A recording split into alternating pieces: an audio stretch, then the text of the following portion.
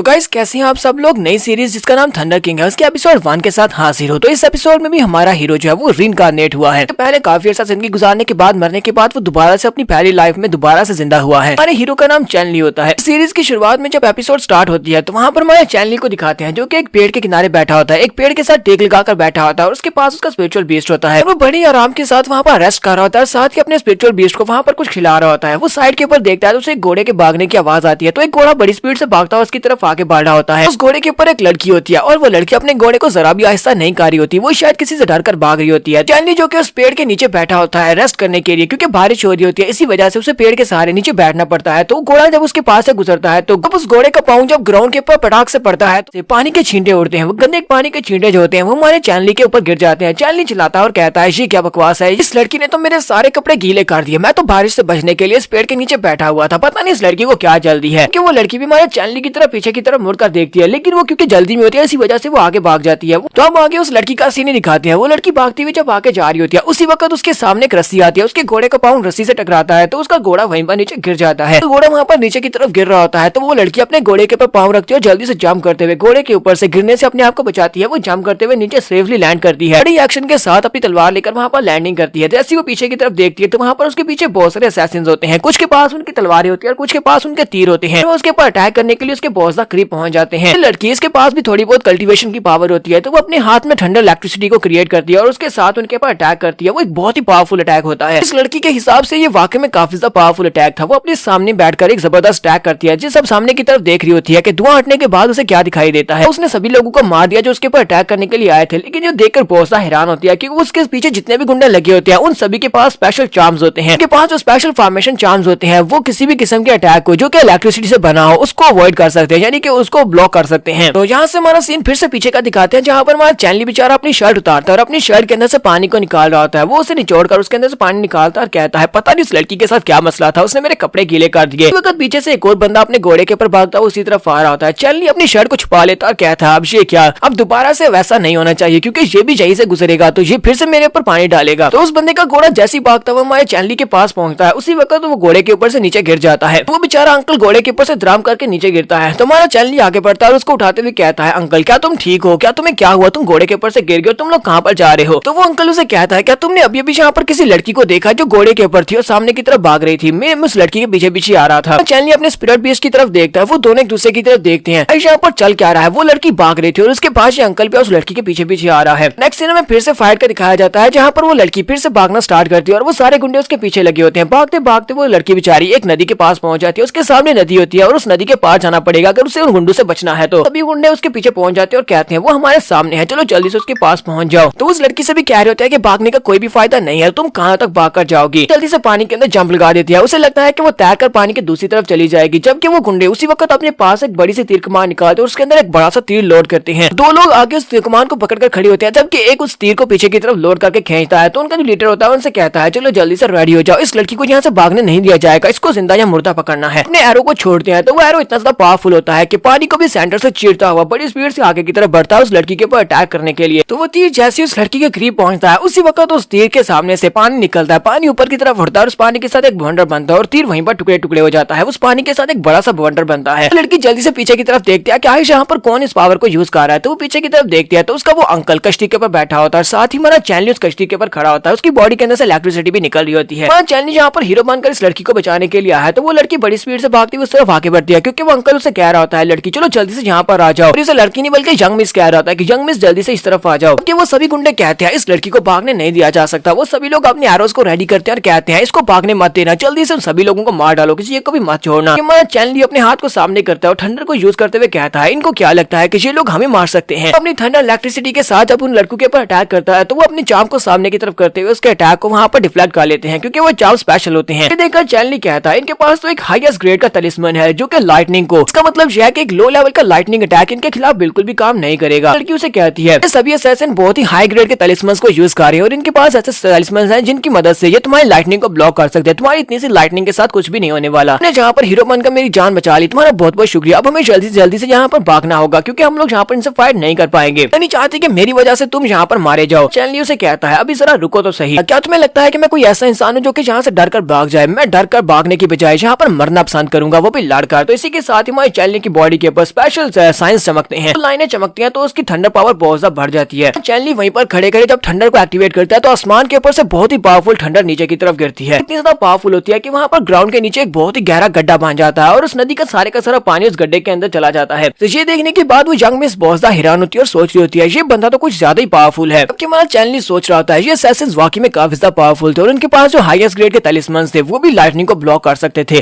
रीइंकार्नेट होने के बाद मैंने यहाँ पर अपने लाइटनिंग एप्टीट्यूड को अच्छे से मास्टर कर लिया था, जिसकी वजह से मैं यहाँ पर इतने पावरफुल मूव को यूज कर पाया हूँ। हम सभी लोग यहाँ पर मारे जाते। हमारा चैनली उस बुढ़े आदमी से कहता था अंकल इस बोट को सीधा सामने की तरफ जाने दो, आगे जाने के बाद वहाँ पर एक केव आएगी, हमें उस केव के अंदर कोई भी नहीं ढूंढ पाएगा, हम लोग वहाँ पर जाकर रेस्ट कर सकते हैं। तो वो उसे कहता है ठीक है। तो वो लोग उस कश्ती को लेकर आगे बढ़ते हैं। यहाँ पर आगे जाकर उन्हें केव मिलती है तो ये लोग उस केव के अंदर चले जाते हैं। चैनली आग के सामने बैठा होता है, वो अंकल उस लड़की के कपड़े उस आग के सामने सुखा रहा होता है। देर के बाद जब उसके कपड़े सूख जाते हैं तो उसे कहता है यंग मिस तुम्हारे कपड़े सूख चुके हैं, चलो इनको पहन लो। तो वो पहनकर वहाँ से बाहर निकलती है। हमारा चैनली उस लड़की की तरफ देखते ही बहुत ज्यादा हैरान होता है और कहता है ये तो बहुत ज्यादा खूबसूरत है। जबकि वो लड़की उसे कहती है मेरा हीरो मेरा नाम लीजू है, तुम्हारा बहुत बहुत शुक्रिया, तुमने यहाँ पर मेरी जान बचाई है। लिंजू से कहता है तुम्हें यहाँ पर ये सब कुछ कहने की जरूरत नहीं है, थैंक यू बोलने की भी जरूरत नहीं है। क्या तुम मुझे ये बता सकती हो कि वो लोग तुम्हारे पीछे क्यों पड़े हुए थे, आए वो तुम्हारी जान क्यों लेना चाहते थे? बुरा न मनाओ तो तुम मुझे ये बात बता सकती हो। पहले उसे बताने लगती है लेकिन आगे रुक जाती है। हमारे चैनली कहता है अच्छा ठीक है तुम्हें बताने की जरूरत नहीं है, वैसे भी मुझे तुम्हारे काम से क्या मतलब, तुम यहाँ पर जो भी हो जिस भी वजह से उन लोगों से बचकर भाग रही थी मुझे से क्या मकसद मतलब हो सकता है। तो लीजू उसके पास ही बैठ जाती है और उसे कहती है अच्छा ठीक है मैं तुम्हें यहाँ पर बताती हूँ, ये कोई बड़े सीक्रेट की बात नहीं है। वो सभी लोग डीमन सेक्टर के नेक्रोमैंसर थे और सभी लोग यहाँ पर मुझे मारने के लिए आए थे क्योंकि उन्हें लगता है हमारी फैमिली के पास एक स्पेशल ट्रेजर है, वो फैमिली का स्पेशल ट्रेजर इस वक्त मेरे पास है। उन्हें ऐसा लगता है इसी वजह से वो लोग मेरे पीछे पड़े हैं ताकि मुझे मारकर उस फैमिली के स्पेशल ट्रेजर को ले सके। हमारे चैनली को डीमन सेक्टर का नाम सुनते ही एक झटका लगता है। हमारे चैनली कहता है यहाँ पर फिर से डीमन सेक्टर का नाम आया, शायद ऐसा हो सकता है कि इसकी पिछली लाइफ में डीमन सेक्टर के लोगों के साथ इसका कोई पंगा रहा हो। हमारे चैनली उसे कहता है अब मुझे ये बताओ कि तुम्हारी फैमिली का कौन सा स्पेशल ट्रेजर है, कौन सा स्पेशल ट्रेजर है कि डीमन सेक्टर के लोग उस ट्रेजर को लेने के लिए तुम्हारे पीछे पड़े हुए हैं। डीमन सेक्टर के लोग किसी आम से ट्रेजर के लिए ऐसा कुछ भी नहीं करते। तो लीजू जैसी उसे यहाँ पर बताने लगती है कि वो स्पेशल ट्रेजर क्या था तो वो अंकल आगे से खांसते उसे कहता है मिस मुझे नहीं लगता कि आपको यहाँ पर बात बतानी चाहिए। वो आगे बढ़ता और कहता है यंग मास्टर प्लीज मुझे माफ करना, वो हमारी फैमिली का स्पेशल ट्रेजर है, वो हमारी फैमिली का हेirloom है और तुम्हें पता है कि फैमिली के स्पेशल ट्रेजर को किसी को भी नहीं बताया जाता है, ये एक सीक्रेट की बात और हम लोग तुम्हें नहीं बता सकते। प्लीज दोबारा तुमसे माफी मांगता हूँ कि इसको बुरा मत मानना। चैनली उसे कहता है अच्छा ठीक है तुम्हें यहाँ पर सीरियस होने की जरूरत नहीं है, अगर तुम लोग मुझे नहीं बताना चाहते तो मत बताओ, मैं कौन सा कोई लुटेरा हूँ जो तुम्हारे पास से उस स्पेशल ट्रेजर को चोरी कर लूंगा। वहीं पर उन्हें रात हो जाती है। रात के वक्त हमारा चैनली वहीं पर सोया होता है। चैनली जब सो जाता है तो यंग मिस और अंकल दोनों वहाँ पर बैठे बातें कर रहे होते हैं। यंग मिस उसे कह दिया है फैंगबो मैं चाहती हूँ कि तुम यहाँ से वापस घर चले जाओ क्योंकि मैं यहाँ से वापस नहीं जा सकती। अंकल उसे कहता है मैं तुम्हें यहाँ पर अकेले छोड़कर बिल्कुल भी नहीं जा सकता क्योंकि तुम्हें अकेले छोड़कर जाना बहुत ज्यादा खतरनाक हो सकता है। तो लीजी उसे कहती है ये मेरा एक ऑर्डर है, मैं यहाँ पर तुम्हें ऑर्डर दे रही हूँ। किसने कह दिया कि मैं यहाँ पर अकेली हूँ, मैं यहाँ पर बिल्कुल भी अकेली नहीं हूँ, जरा देखो तो सही यहाँ पर कौन है। लड़का जहाँ पर भी जाएगा मैं इसके साथ जाऊंगी क्योंकि ये बहुत ज्यादा स्ट्रॉन्ग है, ये मेरी रक्षा कर सकता है। कि हमारे बेचारे चैनली को इस बारे में जरा भी अंदाजा नहीं होता कि वो लोग उसके बारे में बातें कर रहे हैं क्योंकि वो तो वहाँ पर मजे के साथ सो रहा होता है और उसके ऊपर अब यहाँ पर एक और बड़ी जिम्मेदारी पड़ चुकी है कि इस लड़की की भी हिफाजत करना पड़े। उनकी शुरुआत में चैनली को दिखाते हैं कि चैनली एक सेक्टर के बाहर पहुंचता है, उसके पास एक इन्विटेशन लेटर होता है तो इस सेक्टर को ज्वाइन करने के लिए होता है। उसने यहाँ पर पहले भी एग्जाम दिए होते हैं और यहाँ पर आज वो फाइनल एग्जाम देने के लिए आया होता है। वो बाहर पकड़े लड़के को कहता है यहाँ पर अपना फाइनल एग्जाम देने के लिए आया हूँ, यहाँ पर सिलेक्शन ट्रायल के तीसरे राउंड के लिए आया हूँ क्योंकि मैं पहले 2 राउंड को पार कर चुका हूँ। तो वो लड़का उसे कहता है हाँ क्यों नहीं, चलो ठीक है मेरे पीछे आओ। तो वो लड़का उसे अपने साथ लेकर अंदर चला जाता है कि माई लीजू वहीं पर पत्थर के पीछे छुप कर उसे देख रही होती है और कहती है अब मुझे समझ आई कि ये लड़का इतना ज्यादा पावरफुल कैसे है, इसने वहाँ पर इतना पावरफुल अटैक कैसे किया था। तो ये परफाउंड ह्यूमन सेक्टर का एक स्टूडेंट है। परफाउंड ह्यूमन सेक्टर तो बहुत ज्यादा पावरफुल सेक्टर है, इसके डिसाइपल्स बहुत ज्यादा स्ट्रॉन्ग होते हैं। हमारा चैनली और बाकी के सभी बच्चे जो कि इस थर्ड कंपटीशन के ट्रायल के लिए आए होते हैं वो सभी लोग मेन हॉल में जाकर खड़े हो जाते हैं, वहाँ पर मेन ग्राउंड में जहाँ पर ये सभी इकट्ठे होते हैं, इनका टेस्ट होने वाला है। चैनली वहाँ पर आराम से खड़ा होता है, उसी वक्त पीछे से एक लड़की निकलती है जिसका नाम नी किंग रैन होता है। तो वो दूर से उसे कहती है चैनली तो फाइनली तुम यहाँ पर आएगे, मैं तुम्हारे इंतजार कर रही थी। वो उसे कहती है फाइनली तुम यहाँ पर आ गए हो, मैं तुम्हारे बारे में यही सोच रही थी, मुझे तो लगा था कि अब तुम यहाँ पर नहीं आओगे इस एग्जाम में हिस्सा लेने के लिए। तुम्हें पता है ना कि डीमन सेक्टर के लोग इस वक्त हम दोनों की फैमिलीज को बाहर ढूंढ रहे हैं, वो अगर हमें ढूंढ लेते हैं तो हमें मार डालेंगे। इसी वजह से हम दोनों ने यहाँ पर फैसला किया था हम दोनों यहाँ पर आएंगे, इस परफाउंड ह्यूमन सेक्टर में पार्टिसिपेट करेंगे ताकि सिलेक्शन टेस्ट को पास करके हम लोग इसका हिस्सा बन जाएं, हमारी फैमिलीज यहाँ पर रेफ्यूजी ले सके, हमारी फैमिलीज इस वक्त यहाँ पर है ताकि वो डीमन सेक्टर से बच सके। तुम्हारा चैनली अपने स्पिरिचुअल पेट को उसके सामने करते हुए कहता है जरा आराम से, तुम मेरे ऊपर गुस्सा क्यों कर रही हो, मैं तो अपने स्पिरिचुअल पेट को लेने के लिए किया था, मैं इस पार्टनर को पीछे कैसे छोड़ सकता था। बढ़ती है और उसके साथ लाड करते हुए कहती है ये तो बहुत ज्यादा क्यूट है, ये वाकई में बहुत ज्यादा प्यारा है। चैनली उसे कहता है पता है ना कि पहले के दोनों टेस्ट बहुत ज्यादा आसान थे, अब ये तीसरा जो टेस्ट था इस तीसरे टेस्ट में मास्टर ने हमें एक स्पेशल स्किल सिखाया था, उस स्पेशल तलवारबाजी के स्किल को हमें 3 दिन के अंदर मास्टर करना था और उसके बाद अब यहाँ पर वो टेस्ट होने वाला है। इस टेस्ट में हम सिर्फ और सिर्फ उसी स्वर्ड स्किल को यूज कर सकते हैं, उस टेस्ट को पास कर सकते हैं। मुझे नहीं लगता कि हमें यहाँ पर उस स्वर्ड स्किल को मास्टर करने के लिए प्रैक्टिस की भी जरूरत है, क्योंकि वो तो बहुत ज्यादा आसान टेस्ट है। यहाँ पर एक और लड़का होता है जो कि इस अकेडमी में इनके लिए विलन का रोल अदा करेगा, उसका नाम डोंग शू लियांग होता है। ये लड़का यहाँ पर इस सेक्टर के एल्डर होते हैं जिसका नाम एल्डर डोंग होता है, ये उसका ग्रैंडसन होता है, इसी वजह से ये कुछ ज्यादा एरोगेंट होता है। बातें सुनने के बाद कहता है लोगों को सिर्फ और सिर्फ अपना मुंह चलाना आता है, वो लोग यहाँ पर बातें तो कर सकते हैं लेकिन कभी भी टेस्ट को पास नहीं कर सकते। मुझे लगता है कि मास्टर ने हमें जो स्पेशल टेक्निक दी थी फैंटम स्वर्ड आर्ट, वो एक बहुत ही कमजोर सी स्वर्ड टेक्निक है और उसको मास्टर करने के लिए इन्हें प्रैक्टिस की भी जरूरत नहीं है। इंटरमीडिएट लेवल का स्किल है और उसको मास्टर करने के लिए मुझे भी यहाँ पर पूरे 2 दिन और एक आधा दिन लगा था, यानी 2.5 दिन लगे थे उसको मास्टर करने के लिए। और इसे लगता है कि ये उसको बिना प्रैक्टिस के मास्टर कर सकता है। किंग रैन उसे कहती है तुम तो हमारे लिए कुएं में बैठे हुए एक मेंढक की तरह हो, जिसे लगता है कि वही कुआं एक बहुत बड़ी दुनिया है, लेकिन असल में उसने बड़ी दुनिया देखी कहाँ है। लगता है कि तुमने 2.5 दिन में उसको मास्टर किया तो कोई उसको जल्दी मास्टर नहीं कर सकता, जबकि हमारे चैनली ने तो इस स्किल को सिर्फ और सिर्फ आधे दिन में मास्टर कर लिया था। सुनते ही डोंग कहता है ऐसा नहीं हो सकता, ये इम्पॉसिबल है, ऐसा कैसे हो सकता है, तुम मुझसे ज्यादा फास्ट कैसे हो सकते हो, मैं एल्डर डोंग का ग्रैंडसन हूं और मैं बहुत ज्यादा स्ट्रॉन्ग और बहुत बड़ा जीनियस हूँ। हमारे चैनली उसे कहता है तुम्हें लगता है कि तुम मुझसे ज्यादा फास्ट हो, तुम मुझसे ज्यादा बड़े जीनियस हो, क्यों ना हम लोग यहाँ पर बैठ करें, देखते हैं कि कौन यहाँ पर इस कंपटीशन में फर्स्ट रैंक पर आता है। उसे कहता है यहाँ पर मैं जीनियस और यहाँ पर सिर्फ और सिर्फ मैं ही इस टेस्ट को पास करने वाला हूँ। फिर यहाँ पर बैठ कर लेते हैं, जो भी इस टेस्ट को फर्स्ट रैंक पर पास नहीं करेगा वो दूसरे के सामने अपने घुटने टेकर उसे अपना ग्रैंडपा बोलेगा। उसी वक्त वहाँ पर एक एल्डर आते हैं जिनका नाम एल्डर जियांग होता है। तो एल्डर जियांग वहाँ पर आते हैं और सभी लोगों से कहते हैं तो मैं यहाँ पर तुम सभी लोगों के सामने इस टेस्ट के कंटेंट्स को बताने वाला हूँ कि ये टेस्ट किस तरह होने वाला है। एल्डर जियांग उन सभी के सामने रूल्स बताने वाले हैं। वो उनसे कहते हैं तो तुम लोग इस टेस्ट को पास करना चाहते हो तो तुम्हें यहाँ पर क्या करना होगा, तुम्हें सीढ़ियां चढ़ते हुए उस ऊपर वाली माउंटेन के वो टेंपल तक पहुंचना होगा, लेकिन इसके रास्ते में बहुत सारी रेप फॉर्मेशन है। रेप फॉर्मेशन की मदद से वहाँ पर लकड़ी के पुतलों के जान डाली गई है जिनके हाथ में उनकी तलवारें होंगी। तुम्हें उन सभी लकड़ी के पुतलों को हराते हुए सीढ़ियां चढ़ते हुए ऊपर टेंपल तक पहुंचना है। तुम्हें यहाँ पर चाहे कोई भी मेथड यूज करना पड़े तुम वो मेथड यूज कर सकते हो और इन सभी लकड़ी के पुतलों को हराते हुए जो भी सबसे पहले ऊपर आएगा वही रैंक फर्स्ट ईयर पर आएगा। जो वहाँ पर टेस्ट को पास कर पाएगा वही हमारा इनर डिसाइपल बन पाएगा। लेकिन मैं तुम्हें यहाँ पर गाइडेंस देना चाहता हूँ, मैं तुम्हें बताना चाहता हूँ कि मैंने 3 दिन पहले तुम लोगों को जो स्पेशल स्वर्ड आर्ट दी थी फैंटम स्वर्ड आर्ट, वही स्वर्ड आर्ट जहाँ पर तुम लोग यूज करोगे तो तुम लोग जल्दी से इस टेस्ट को पास कर पाओगे। तो इस टेस्ट को पास करने का राज उसी स्वर्ड स्किल के अंदर छुपा हुआ है। टेस्ट के स्टार्ट होने के बाद किंग रैंक हमारे चैनली से कहती है अब जबकि टेस्ट स्टार्ट होने वाला और तुमने यहाँ पर उस लड़के को चैलेंज भी कर दिया है तो मुझे ये बताओ कि तुम अपनी पावर्स के ऊपर कितने ज्यादा कॉन्फिडेंस हो, कितना ज्यादा कॉन्फिडेंस है कि तुम इस टेस्ट को पास कर लोगे, कि तुम वहाँ पर सबसे पहले पहुंच जाओगे। चैनली उसे कहता है ये तो बहुत ज्यादा आसान है, मुझे लगता है कि इस टेस्ट को पास करने के बाद मुझे यहाँ पर इसी उम्र में एक पोता मिलने वाला है। इसी के साथ ही वाइल्ड लोगों से कहते हैं चलो ठीक है अब यहाँ पर तुम्हारा टेस्ट स्टार्ट होता है। तो सभी बच्चे जल्दी से भागते हुए सीढ़ियों के ऊपर चढ़ना स्टार्ट करते हैं। ये लोग सीढ़ियों के ऊपर चढ़े होते हैं तो वो सामने जो पुतले होते हैं वो उनके ऊपर अटैक करते हैं, तो उनमें से कुछ को तो वहाँ पर वो मार भी देते हैं, क्योंकि इस टेस्ट में आप लोग ऊपर पहुंचोगे या फिर इन पुतलों के हाथों से आप मारे जाओगे। हमारा चैनली भी आगे होता है, चैनली सबसे आगे होता है और वो पुतले उसके ऊपर अटैक आ रहे होते हैं, लेकिन हमारा चैनली उनके अटैक्स को अवॉइड करते हुए आगे की तरफ बढ़ता जाता है। किंग रैन को भी दिखाते हैं। किंग रैन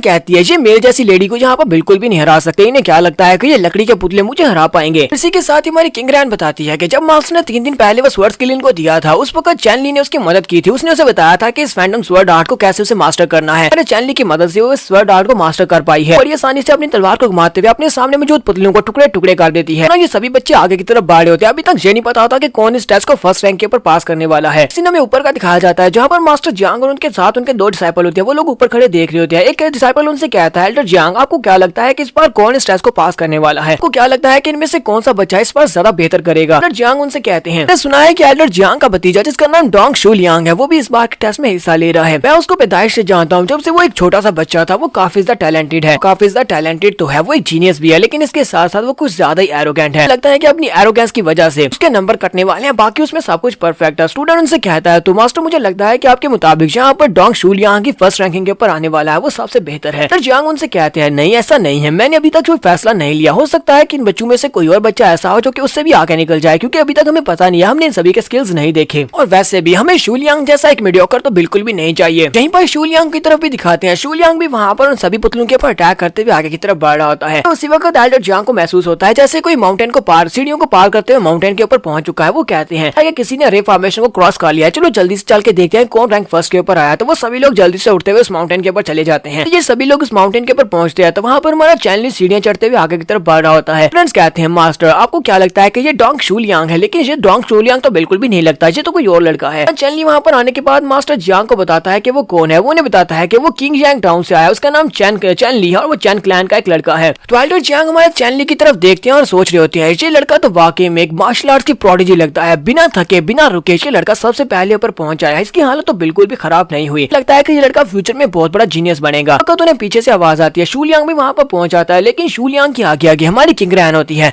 सेकंड नंबर पर आती है और उसके बाद चैन ली होता है, वो तीसरे नंबर पर आता है और बहुत ही बुरी हालत में ऊपर चढ़ता है। जैसे ही वो बेचारा ऊपर चढ़कर उन दोनों की तरफ देखता है, वो कहता है ऐसा कैसे हो सकता है, ये दोनों ही लड़का लड़की मुझसे पहले जहाँ पर कैसे पहुंचा है। वो भागता हुआ एल्डर जियांग के पास जाता है और कहता है एल्डर जियांग ऐसा नहीं हो सकता, ये दोनों मुझसे बेहतर कैसे हो सकते हैं। लगता है कि इन दोनों ने यहाँ पर पहुंचने तक कोई ना कोई चीटिंग की है, इसलिए प्लीज आप यहाँ पर इनको दोबारा चेक करें। किंग रैन उसे कहती है तुम अपनी बकवास बंद करो, हम लोग तुम्हारे सामने सामने तुम्हारे आगे ही आ रहे थे, हम लोग सभी पुतलों को हराते हुए जहाँ तक पहुंचे, तुम्हारी तरह नहीं है, तुम एक लूजर हो। एल्डर जियांग भी गुस्से के साथ डॉग शूलियांग की तरफ देखती है और उसे कहती है क्या तुम्हें इस बात से कोई मसला है, क्या तुम्हें लगता है कि मैंने यहाँ पर गलत जजमेंट किया है। तो वो कहता है नहीं नहीं एल्डर, आपने बिल्कुल सही फैसला किया है। फिर साथ ही वो गुस्सा हो जाता है, साथ ही उदास भी होता है, कहता है कैसे हो सकता है, मैं इन दोनों की वजह से कैसे हार सकता हूँ। जबकि एल्डर जियांग उसे कहती है तुम्हारे ग्रैंडफादर की वजह से मैं तुम्हें यहाँ पर छोड़ रहा हूँ, लेकिन अगली बार तुमने यहाँ पर मेरे सामने कोई सवाल किया तो मैं तुम्हें बिल्कुल भी नहीं छोड़ूंगा, मैं तुम्हें सजा दूंगा। किंग रैन उसे कहती है शूलियांग क्या तुम कुछ भूल रहे हो, तुम्हें नहीं जाता कि तुम्हें जहाँ पर एक बेट लगाई थी कि मेरा चैन ली वहाँ पर खड़ा खड़ा सोच रहा होता है मैंने अपनी पिछली जिंदगी में बहुत ज्यादा लंबी उम्र जी थी, अगर मेरी पिछली जिंदगी को देखा जाए तो इस तरह के मेरे बहुत सारे ग्रैंडसन होने चाहिए थे, लेकिन ये लड़का तो कुछ ज्यादा ही डम है। शूलियांग वहाँ पर उसे अपना ग्रैंडपा कहने के बजाय वहाँ से भाग जाता और कहता है ये भी खत्म नहीं हुआ, मैं इसका बदला जरूर लूंगा। उन्हें वहाँ पर हंसना शुरू कर देती। बाद इस एपिसोड की शुरुआत में चैन ली अपने मदर फादर और अपनी बहन के पास जाता है उनसे मिलने के लिए, तो उनको भी वो यहीं पर इसी सेक्टर में लेकर आया होता है, क्योंकि ये लोग डीमन सेक्टर के लोगों से बचकर भाग रहे हैं, इसी वजह से ये लोग यहाँ पर आए हुए हैं। इसकी और कियान रैन की फैमिली वो दोनों यहाँ पर आकर इसी सेक्टर में आकर बना ले रही है ताकि यहाँ पर आकर वो लोग इनको पकड़ ना सके। इसकी मदर और फादर बहुत ज्यादा खुश होते हैं, वो सभी लोग उसे कंग्रेचुलेट कर रहे होते हैं कि उसने यहाँ पर जांटियान सेक्टर के टेस्ट को पास कर लिया, वो जांटियान सेक्टर का एक किंडर डिसाइपल बन चुका है। तो उसके फादर उसे कहते हैं चैन ली अब जबकि तुमने यहाँ पर जांटियान सेक्टर को ज्वाइन कर लिया तो मुझे ये बताओ कि मॉलिंग सेक्टर का क्या होगा, उनके बारे में क्या सोचा है। चैन ली अपनी मदर और फादर दोनों को चेयर के ऊपर बिठा देता और कहता है आप लोगों को इस बारे में परेशान होने की जरूरत नहीं है, जांटियान सेक्टर एक बहुत ही पावरफुल सेक्टर है और हम लोगों ने यहाँ पर शेल्टर लिया है, इसका मतलब यह है कि मॉलिंग सेक्टर के लोग यहाँ पर आकर मैं बिल्कुल भी परेशान नहीं कर सकते। मुझे और कियान रैन हम दोनों को यहाँ पर टच भी नहीं कर सकते क्योंकि हम लोग जांटियान सेक्टर के इनर डिसाइपल्स बन चुके हैं और आप दोनों को परेशान होने की जरूरत नहीं है। नाई फैमिली और हमारी ली फैमिली ये बिल्कुल सेफ रहेंगे। फिर साथ ही वो अपने पास से कुछ बुक्स निकालता और कहता है ये मेरे पास कुछ स्पेशल मार्शल आर्ट्स की बुक्स है, इन मैनुअल्स के ऊपर मार्शल आर्ट्स की बहुत सारी ट्रेनिंग्स लिखी हुई है। ट्रेनिंग्स को अगर आप लोग मास्टर कर लेते हैं तो आप लोग खतरे से अपने आप को बचा पाएंगे, छोटे मोटे खतरों से निपट पाएंगे। तो उसके फादर मदर उसे कहते हैं तुम्हारे पास ये स्पेशल टेक्निक्स कहाँ से आई है, ये मैनुअल तुम कहाँ से लेकर आए हो। तो वो उनसे कहता है ये बस मैं ये समझ ले कि मैं काफी ज्यादा लकी था, जांटियान सेक्टर को ज्वाइन करने के बाद मास्टर ने मुझे काफी सारी बुक्स दी है, तो उन बुक्स में से कुछ मैं आपको देकर जा रहा हूँ, तो आपको बिल्कुल परेशान होने की जरूरत नहीं है, ये बिल्कुल साफ और क्लीन है, यानी कि इनके ऊपर कोई भी इल्जाम नहीं है, मैं इनको चोरी करके नहीं लाया। तो फादर और साथ ही उसकी सिस्टर वो तीनों ही अपनी अपनी बुक को पकड़ते हैं और उसको रीड करना स्टार्ट कर देते हैं। चैनली वहाँ पर सोच रहा होता है पिछली लाइफ में मैं थंडर किंग हुआ करता था, यानी कि मैं इतना ज्यादा पावरफुल था और मेरी थंडर एबिलिटी इतनी ज्यादा थी कि सभी लोग मुझे थंडर किंग कहा करते थे। इसी वजह से यहाँ पर मैं थोड़ी सी कलेक्शन को तो अफोर्ड कर ही सकता हूँ, यानी कि ये सारी की सारी मार्शल आर्ट्स की बुक्स ये मेरी पिछली लाइफ से मेरे पास है। चैनली अपनी फादर मदर और सिस्टर से कहता है फादर मदर सिस्टर मैं तुम लोगों से वादा करता हूँ मैं दोबारा कभी किसी भी सेक्टर के लोगों को तुम्हें हर्ट करने नहीं दूंगा। यहीं पर हमें ये बात भी बताता है कि आखिर वो इन सभी लोगों को इतनी शिद्दत के साथ प्रोटेक्ट क्यों कर रहा है। वो कहता है पिछली लाइफ में जब वो अपने घर वापस आया था तब तक उसकी फैमिली मर चुकी थी, यानी कि उसकी मदर फादर और सिस्टर वो सभी लोग मर चुके थे। यहाँ पर जो लोग थे वो सभी लोग उसको मारने के लिए वहाँ पर रेडी थे। तो सब कुछ मॉलिंग सेक्टर के लोगों ने किया है। चैनली कहता है मैं मॉलिंग सेक्टर के लोगों को बिल्कुल भी नहीं छोड़ने वाला। चैनली अपनी मदर और फादर से मिलने के बाद वहाँ से वापस अपने सेक्टर की तरफ निकल पड़ता है, तो उसके साथ कियान रैन होती है। कियान रैन उसे कहती है मुझे तो लगा था कि जांटियान सेक्टर को ज्वाइन करना काफी ज्यादा मुश्किल होगा, लेकिन अगर मैं यहाँ पर सच्ची बताऊं तो ये बहुत ज्यादा आसान था, हम लोग तो बड़ी आसानी के साथ इस सेक्टर में एंटर हो गए हैं और डिसाइपल्स बन गए हैं। कि हमारा चैनली उसकी बात सुनने के बाद खासना शुरू कर देता है, यानी कि वो उसे इशारा कर रहा होता है कि उसकी भी तारीफ करो। तो वो उसकी तारीफ करते हुए कहती है हाँ मुझे पता है सब कुछ तुम्हारी वजह से पॉसिबल हो पाया क्योंकि तुमने मुझे उन सारी मार्शल आर्ट्स की टेक्निक्स को मास्टर करने में मदद की थी, मदद से मैं इस टेस्ट को पास कर पाई। उसी वक्त चैनली को महसूस होता है कि यहाँ पर कोई है और उसके ऊपर अटैक होता है। चैनली जल्दी से अपनी गर्दन को साइड के ऊपर करता है और उसके ऊपर जो शोरिकन फेंका गया होता है वो उससे अपने आप को बचा लेता है। जल्दी से पीछे की तरफ घूमता और कहता है कौन है यहाँ पर। कियान रैन उसे कहती है क्या हुआ, क्या यहाँ पर कोई है। तो वो दोनों पीछे की तरफ देखते हैं तो उनके पीछे यंग मास्टर डॉग होता है। डॉग शूलियांग अपने साथ कुछ और लोगों को लेकर आया होता है, जबकि उनके साथ चैन फैमिली का एक एल्डर भी होता है जिसका नाम चैन ज़ुकोन होता है। और चैनली उसे देखकर कहता है ये तो चैन ज़ुकोन है। कियान रैन कहती है ये सभी कमीने एक साथ मिल चुके हैं और यहाँ पर ये हमें पकड़ने के लिए आए हैं। चैनली उसे कहता है ये जरा भी मुश्किल नहीं है, इसने हमारे दुश्मन को ढूंढा और दुश्मन को अपने साथ मिलाकर अपनी पावर्स को बढ़ा लिया क्योंकि हमारे दुश्मन एक दूसरे के साथ मिल चुके हैं। तो चैन ज़ुकोन आगे बढ़ता है, चैनली से कहता है चैनली तुम एक बहुत ही बुरे लड़के हो, तुमने हर बार मेरे प्लान को फेल किया है, हर बार जब भी मैं कोई प्लान बनाता हूँ तुम मेरे प्लान को फेल कर देते हो और मुझे सेक्टर पैट्रियट नहीं बनने देते। अपने हाथ के ऊपर अपनी लाइटनिंग को रिलीज करता है और उससे कहता है चैन ज़ुकोन तुम एक बहुत ही बुरे इंसान हो, तुम बोल रहे हो कि चैन फैमिली का रियल मास्टर कौन है। चैन फैमिली का रियल मास्टर मेरे फादर है और तुम्हें यहाँ पर कोई भी हक हासिल नहीं है कि तुम मेरे फादर की जगह ले सको। तुम एक गद्दार इंसान हो, तुमने तुमने मॉलिंग सेक्टर के साथ मिलकर मेरे फादर को गद्दी के ऊपर से हटाने की कोशिश की ताकि तुम हमारे चैन फैमिली के नए लीडर बन जाओ। वजह से तुम्हें फैमिली से निकाल दिया गया और अब तुम यहाँ पर दोबारा से मेरे पर अटैक करने के लिए आए हो। तुम्हें क्या लगता है कि मैं यहाँ पर तुम्हें ये सब कुछ करने दूंगा? तुमने डोंग शूलियांग के साथ मिलकर ये बात साबित कर दी कि तुम मेरे दुश्मन हो। और साथ ही वो डोंग शूलियांग से कहता है, डोंग शूलियांग अब मुझे ये बताओ कि तुम शर्त को कब पूरा करोगे? तुम मुझे अपना ग्रैंडपा कब बोलने वाले हो? डोंग शूलियांग इस बात से गुस्सा आता है, अपने लोगों से कहता है जल्दी से आगे बढ़ो, इसको मार डालो। वो सभी लोग अपनी अपनी तलवारें लेकर हमारे चैनली के ऊपर अटैक करने के लिए आगे बढ़ते हैं। वो लोग चैनली के करीब पहुंचते हैं। हमारा चैनली वहीं पर बड़ी एक्शन के साथ अपनी लाइटनिंग थंडर को रिलीज करता है तो एक जबरदस्त अटैक होता है जिसकी वजह से उनमें से काफी सारे जख्मियों का पीछे गिर जाते हैं। चैनली उनसे कहता है, जैन जूकुन तुम्हें लगता है कि बस तुम बस यहाँ पर इतना ही कर सकते हो? कि अब तुम यहाँ पर मेरे ग्रैंडसन यानी कि तुम मेरे पोते के साथ भी यहाँ पर मिल चुके हो, लेकिन फिर भी तुम दोनों यहाँ पर इतने पावरफुल नहीं हो कि तुम मुझे हरा सको। के साथ ही वो दोनों सेम टाइम पर एक साथ उसके ऊपर अटैक करने के लिए आगे बढ़ते हैं। चैन जूकुन ऊपर वाली साइड से अपनी पाम को यूज कर रहा होता है जबकि नीचे वाली साइड से डोंग अपने भाले के साथ हमारे चैनली के ऊपर अटैक करता है। दोनों की अटैक हमारे चैनली की बॉडी के साथ हिट होती है लेकिन चैनली वहाँ से गायब हो जाता है क्योंकि वो सिर्फ एक इल्यूजन होती है। तो हमारा चैनली वहाँ पर एक मिराज टेक्निक को यूज करता है जिससे वो अपने बहुत सारे शैडो क्लोन्स बना लेता है। उसकी बहुत सारी आफ्टर इमेजेस होती है जो जिन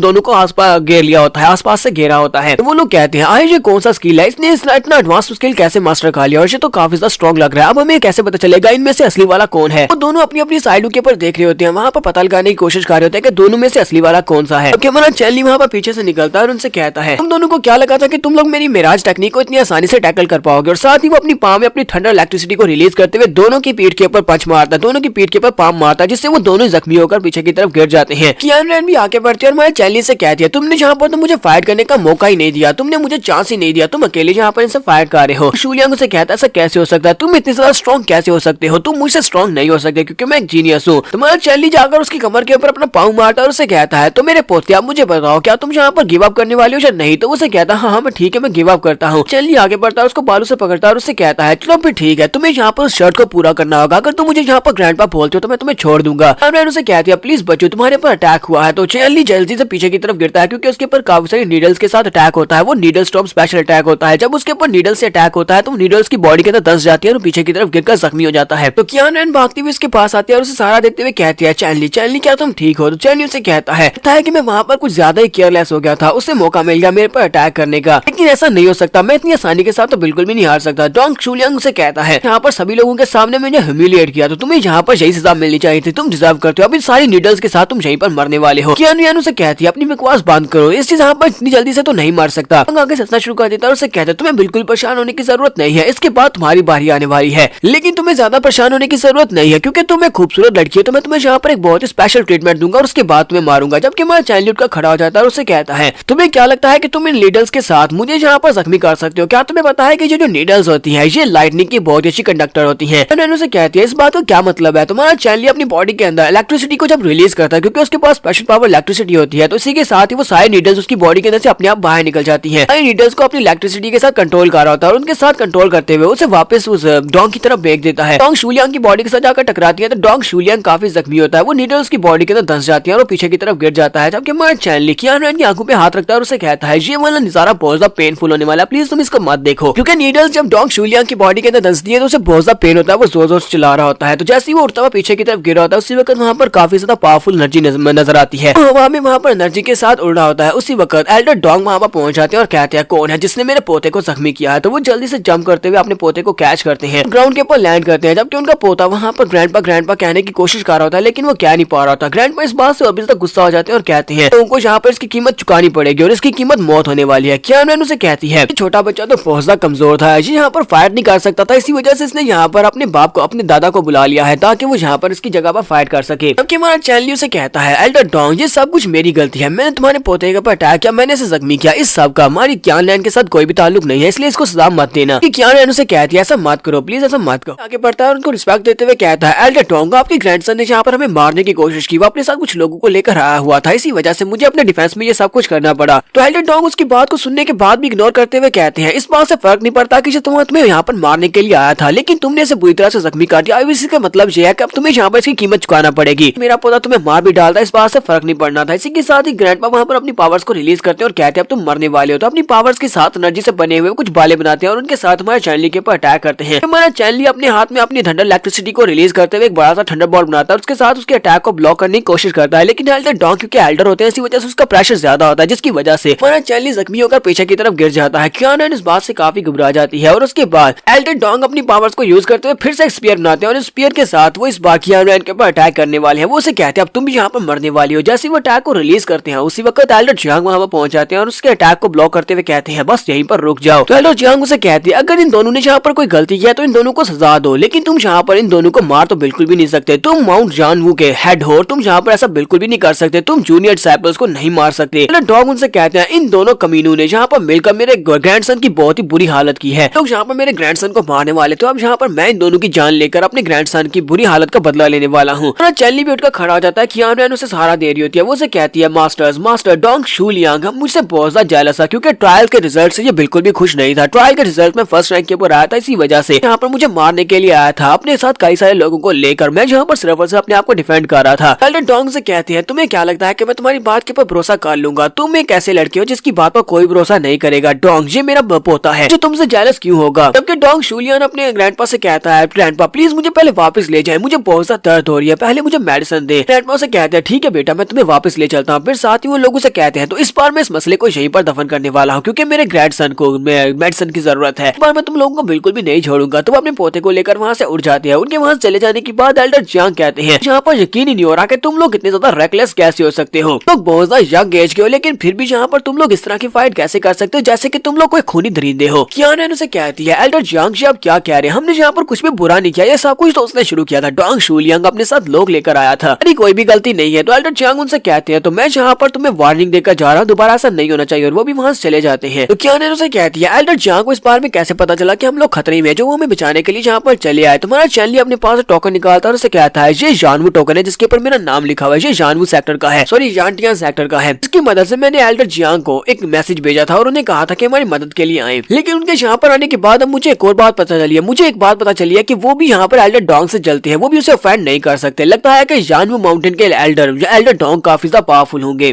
तो चैनली कहता है लेकिन इस बात से बिल्कुल भी फर्क नहीं पड़ता, मैं इनसे बिल्कुल भी नहीं डरने वाला। अपनी पिछली लाइफ में मैं थंडर किंग था और यहाँ पर इन सारे छोटे मोटे कीड़े मकोड़ों से मैं बिल्कुल भी नहीं डरूंगा। नेक्स्ट सीन में जानटियान हाल का दिखाया जाता है जहाँ पर जानटियान सेक्टर के पैट्रियार्च कुर्सी के ऊपर बैठे होते हैं। उनके सामने हमारी लीजू होती है, तो लीजू उनके सामने खड़ी होती है। तो पैट्रियार्च उसे कहते हैं मुझे पता है कि तुम्हारी यू फैमिली कितनी ज्यादा पावरफुल है, तुम्हारी यू फैमिली के पास दुनिया की सारी मार्शल आर्ट्स की बुक्स और बहुत सारी मेडिसिन है, तुम सभी के पास ये सारी नॉलेज है, तुम फिर भी यहाँ पर मेरे जानटियान सेक्टर को ज्वाइन करना चाहती हो। मुझे नहीं लगता कि तुम्हारे फादर इस बात को एक्सेप्ट करेंगे क्योंकि तुम्हारा सेक्टर तो हमारे सेक्टर से भी ज्यादा पावरफुल और बड़ा है। हमारी लीजू उनसे कहती है उनको इस बात से कोई भी फर्क नहीं पड़ेगा और मेरे पास जिस सेक्टर को ज्वाइन करने की एक वजह है, प्लीज मुझे ज्वाइन करने दे। पैट्रियार्च उसे कहते हैं हाँ क्यों नहीं, चलो फिर ठीक है तुम ज्वाइन कर सकती हो, तुम यहाँ के आज के बाद से सीनियर डिसाइपल बनने वाली हो। यहाँ पर तुम्हारे फादर को मनाने की तुम खुद ही जाकर अपने फादर को मनाओगी। तो वो उनसे कहती है ठीक है मास्टर आपका बहुत बहुत शुक्रिया, मैं आज से यहाँ पर आपके सेक्टर को ज्वाइन करने वाली हूँ। तो नेक्स्ट सीन में फिर से जानटियान मेन हॉल का दिखाया जाता है जहाँ पर पैट्रियार्च अपनी चेयर पर बैठे होते हैं और उनके सामने बाकी के सभी एल्डर्स होते हैं और उनके साइड के ऊपर एल्डर जियांग और एल्डर डोंग होते हैं। पैट्रियार्च यहाँ पर लिस्ट को चेक कर रहे होते हैं जिसमें आजकल के जो नए स्टूडेंट्स आए हैं उन सभी के बारे में लिखा होता है और उन सभी स्टूडेंट्स की काबिलियत भी लिखी होती है। पैट्रियार्च कहते हैं एल्डर जियांग एल्डर डोंग इस बार मुझे बताओ कि स्पेशल कैंडिडेट्स कौन से हैं। लगता है कि इस बार भी कुछ स्पेशल कैंडिडेट्स होंगे जो कि बाकी सभी से अलग होंगे। जियांग उनसे कहते हैं हाँ मास्टर, उनमें से एक स्टूडेंट है जिसका नाम चैनली है। मिस्टर डोंग भी उसकी तारीफ करते हुए कहते हैं पैट्रियार्च मुझे वो लड़का बहुत ज्यादा पसंद है, चैनली वो लड़का बहुत ज्यादा स्पेशल है, इसलिए मैं चाहता हूँ कि आप उस लड़के को मेरे अंडर विंग छोड़े, यानी कि उसे मेरा स्टूडेंट बना दे। तो उसकी बात सुनने के बाद कहते हैं अच्छा तो तुम्हें वो लड़का पसंद आया। तो उसके बाद उन सभी डिसाइपल्स को बुलाया जाता है जो स्पेशल होते हैं। हमारा चैनली सबसे आगे होता है। सभी लोग यहाँ पर पैट्रियार्च को ग्रीट कर रहे होते हैं। मास्टर जियांग कहते हैं तो जिन डिसाइपल्स के बारे में मैंने बात की थी ये सभी वो डिसाइपल्स हैं। शूलियांग के बहुत ही बुरी तरह से जख्मी, इसी वजह से वो सभी बच्चों में शामिल नहीं है, वो इस वक्त अपनी बेड के ऊपर रेस्ट कर रहा है। एल्डर डोंग हमारे चैनली की तरफ देखते हैं और सोच रहे होते हैं लड़के तुमने मेरे ग्रैंडसन को बुरी तरह से जख्मी किया था, अब यहाँ पर मैं तुमसे बदला लेने वाला हूँ। जबकि हमारा चैनली भी उसे घूर कर देख रहा होता है। तो पैट्रियार्च कहते हैं तो मुझे ये बताओ कि तुम सभी बच्चों में से चैनली कौन है। तुम्हारा चैनली जल्दी से उसके सामने झुकते हुए कहता है मास्टर मेरा नाम चैनली है और मुझे आपसे मिलकर बहुत ज्यादा खुशी हुई। पैट्रियार्च उसे एल्डर डोंग की तरफ इशारा करते हुए कहते हैं लड़के मैंने सुना है कि तुम एक बहुत ही टैलेंटेड लड़के हो, जैसे मैं यहाँ पर तुम्हें एल्डर डोंग को तुम्हारा मास्टर बनाने वाला हूँ, तुम्हें उनका डिसाइपल बनाने वाला हूँ क्योंकि एल्डर डोंग जानवू माउंटेन के हेड है, सभी लोगों से ज्यादा पावरफुल है, इनके पास बहुत सारी नॉलेज है, तुम इससे काफी सारा सीख सकते हो। चैनली उसे कहता है लेकिन क्यों, मैं इनका डिसाइपल क्यों बनूंगा। क्या एल्डर जियांग भी यहाँ पर एल्डर डोंग की तारीफ करते हुए उसे कहते हैं लड़के तुम्हें शायद नहीं पता होगा जानवू बाकी की सारी माउंट्स का हेड है, इस वक्त इनकी पावर ऐसी समझ लो जैसे कि हमारे सेक्टर पैट्रियार्च है दूसरे नंबर पर, इन्हें वाइस पैट्रियार्च भी कहा जा सकता है, इसलिए मुझे लगता है कि तुम्हारी किस्मत इनके साथ जुड़ी हुई है, इसने तुम्हें यहाँ पर वैल्यू दी है, इसका मतलब यह है कि तुम बहुत ज्यादा स्पेशल हो, तुम्हें मास्टर के पास जरूर जाना चाहिए। चैनली कहता है क्या लगता है कि ये सब कुछ किस्मत का खेल है, मुझे तो लगता है कि यहाँ पर मुझे बेवकूफ बनाया जा रहा है। फिर साथ ही वो उठकर खड़ा होता है और सभी लोगों से कहता है मैंने सुना है कि पास में यहाँ पर जितने भी टैलेंटेड डिसाइपल्स होते हैं उन सभी को एक मौका दिया जाता था कि वो लोग यहाँ पर अपने आप से अपने मास्टर को चूज कर सके कि उन्हें कौन सी माउंटेन पर जाना है और कौन से मास्टर को चूज करना है। यहाँ पर मुझे भी ये हक मिलेगा क्या? मुझे हक मिलेगा कि मैं यहाँ पर अपनी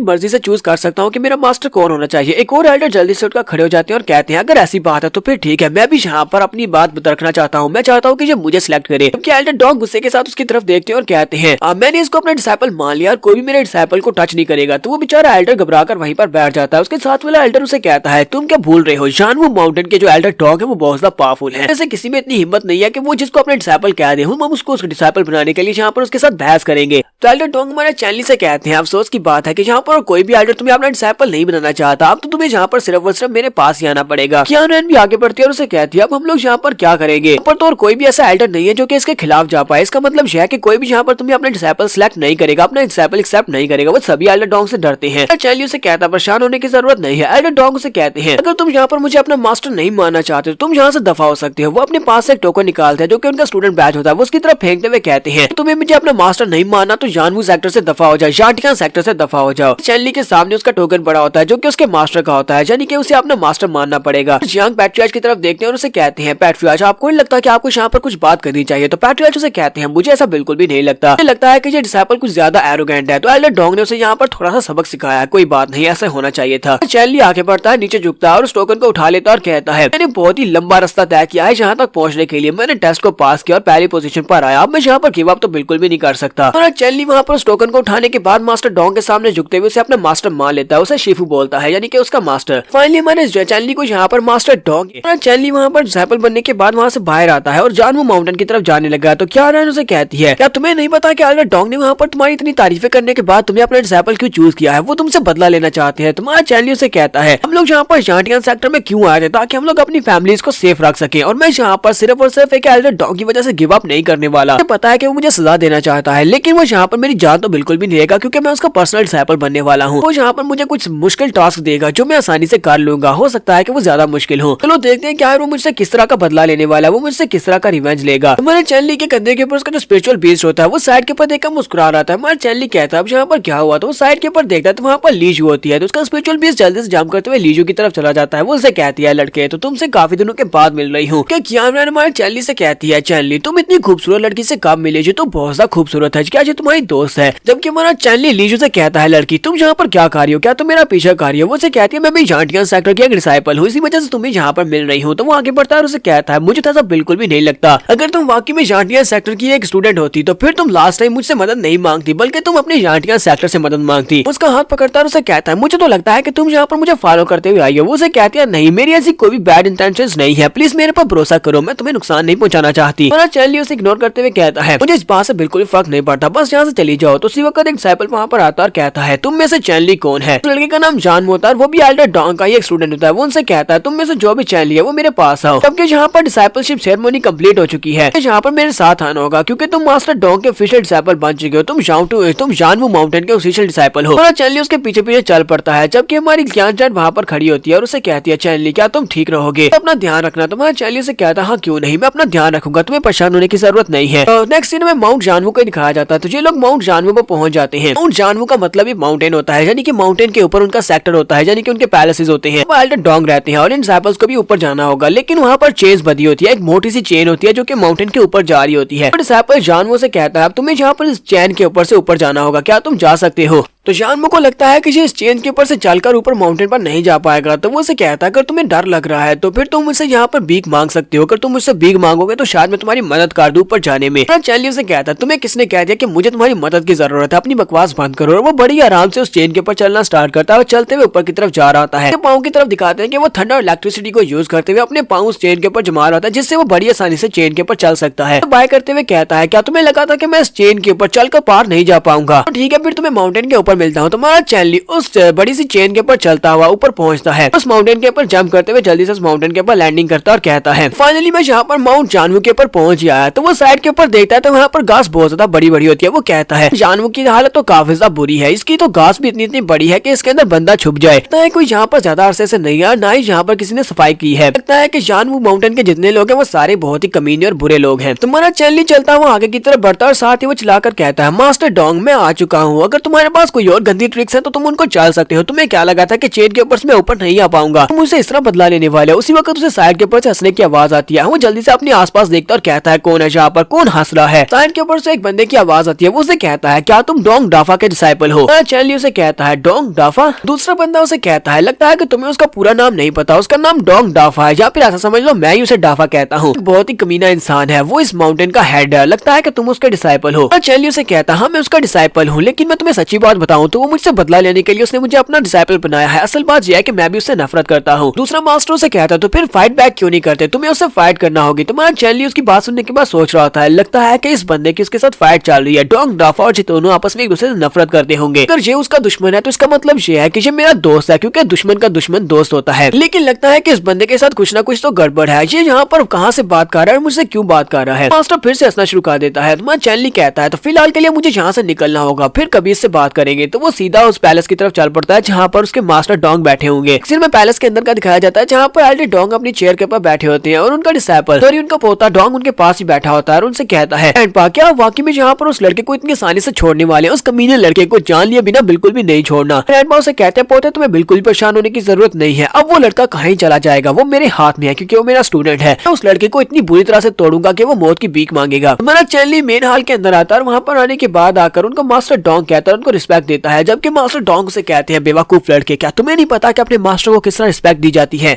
चलो जल्दी से मेरे सामने अपने घुटने टेक और उसके बाद मुझे अपना ग्रेट शीफू कहो, यानी कि मास्टर कहो। हमारा चैनली हल्का सा मुस्कुराता है और उसे कहता है क्या तुम्हें लगता है कि मैं तुम्हारे सामने घुटने टेकूंगा? क्या तुम्हें लगता है कि तुम इसको डिजर्व करते हो? फिर साथ ही हमारा चैनली वहाँ पर उसे लॉजिक देते हुए कहता है तुम्हारा पोता मेरा भी पोता है, इसका मतलब यह है कि हम दोनों इसके ग्रैंडपा हुए और ग्रैंडपा होने के नाते हम दोनों एक दूसरे के पाल हुए, यानी कि हम दोनों एक दूसरे की एक सेम एज के हैं, तो फिर हम दोनों एक दूसरे के सामने घुटने क्यों टेकेंगे? तो डोंग शूलियांग काफी गुस्सा आता है और उसे कहता है तुम्हारी हिम्मत कैसे हुई मेरे ग्रैंडपा के सामने इस तरह बात करने की? आज के बाद से तुम मेरे ग्रैंडपा के डिसाइपल, उसका मतलब यह है कि वो जो चाहे तुम्हारे साथ कर सकते हैं। और बड़ी स्पीड के साथ वो अपनी व्हील चेयर को आगे की तरफ बढ़ाता है हमारे चैनली के ऊपर अटैक करने के लिए। उसकी व्हील चेयर हमारे चैनली के करीब पहुंचती है तो हमारा चैनली अपने पैर को हल्का सा उसकी तरफ धक्का देता है जिससे उसकी चेयर ही पूरी पीछे की तरफ उलट जाती है। चैनली उसे कहता है मास्टर डोंग क्या तुम्हें लगता है कि तुम यहाँ पर आज मुझे मार सकते हो? मैं तुम्हारा नया डिसाइपल हूँ और आज मैं यहाँ पर तुम्हारे पास आया हूँ, तुम यहाँ पर मुझे जान से मार डालोगे तो तुम्हें क्या लगता है कि तुम पैट्रियार्च के सामने किस तरह इस बात को एक्सप्लेन करोगे? मास्टर डोंग भी उठकर खड़े हो जाते हैं और हंसते हुए उसे कहते हैं डिसाइपल चैनली मैंने यहाँ पर तुम्हें घुटने टेक कर मुझे मास्टर कहने का कहा था, लेकिन तुमने यहाँ पर मेरी डिसरिस्पेक्ट की, तुमने आगे से मुझे बातें सुनाई और आगे से तुमने मेरे ऑर्डर्स को भी फॉलो नहीं किया। यहाँ पर तुम्हें सजा देने वाला हूँ, रूल्स के मुताबिक अब तुम्हें यहाँ पर सजा दी जाएगी। मैं तुम्हें अकेले में क्लिफ के नीचे बेचने वाला हूँ, यहाँ पर तुम अपनी की हुई बातों के ऊपर पछतावा करोगे और उसके बाद जब तुम्हें पता चलेगा कि एक मास्टर की रिस्पेक्ट कैसे जाती है तब तुम्हें वहाँ से निकाला जाएगा। एल्डर डोंग हमारे चैनली को माउंट की क्लिफ के नीचे भेज देते हैं जहाँ पर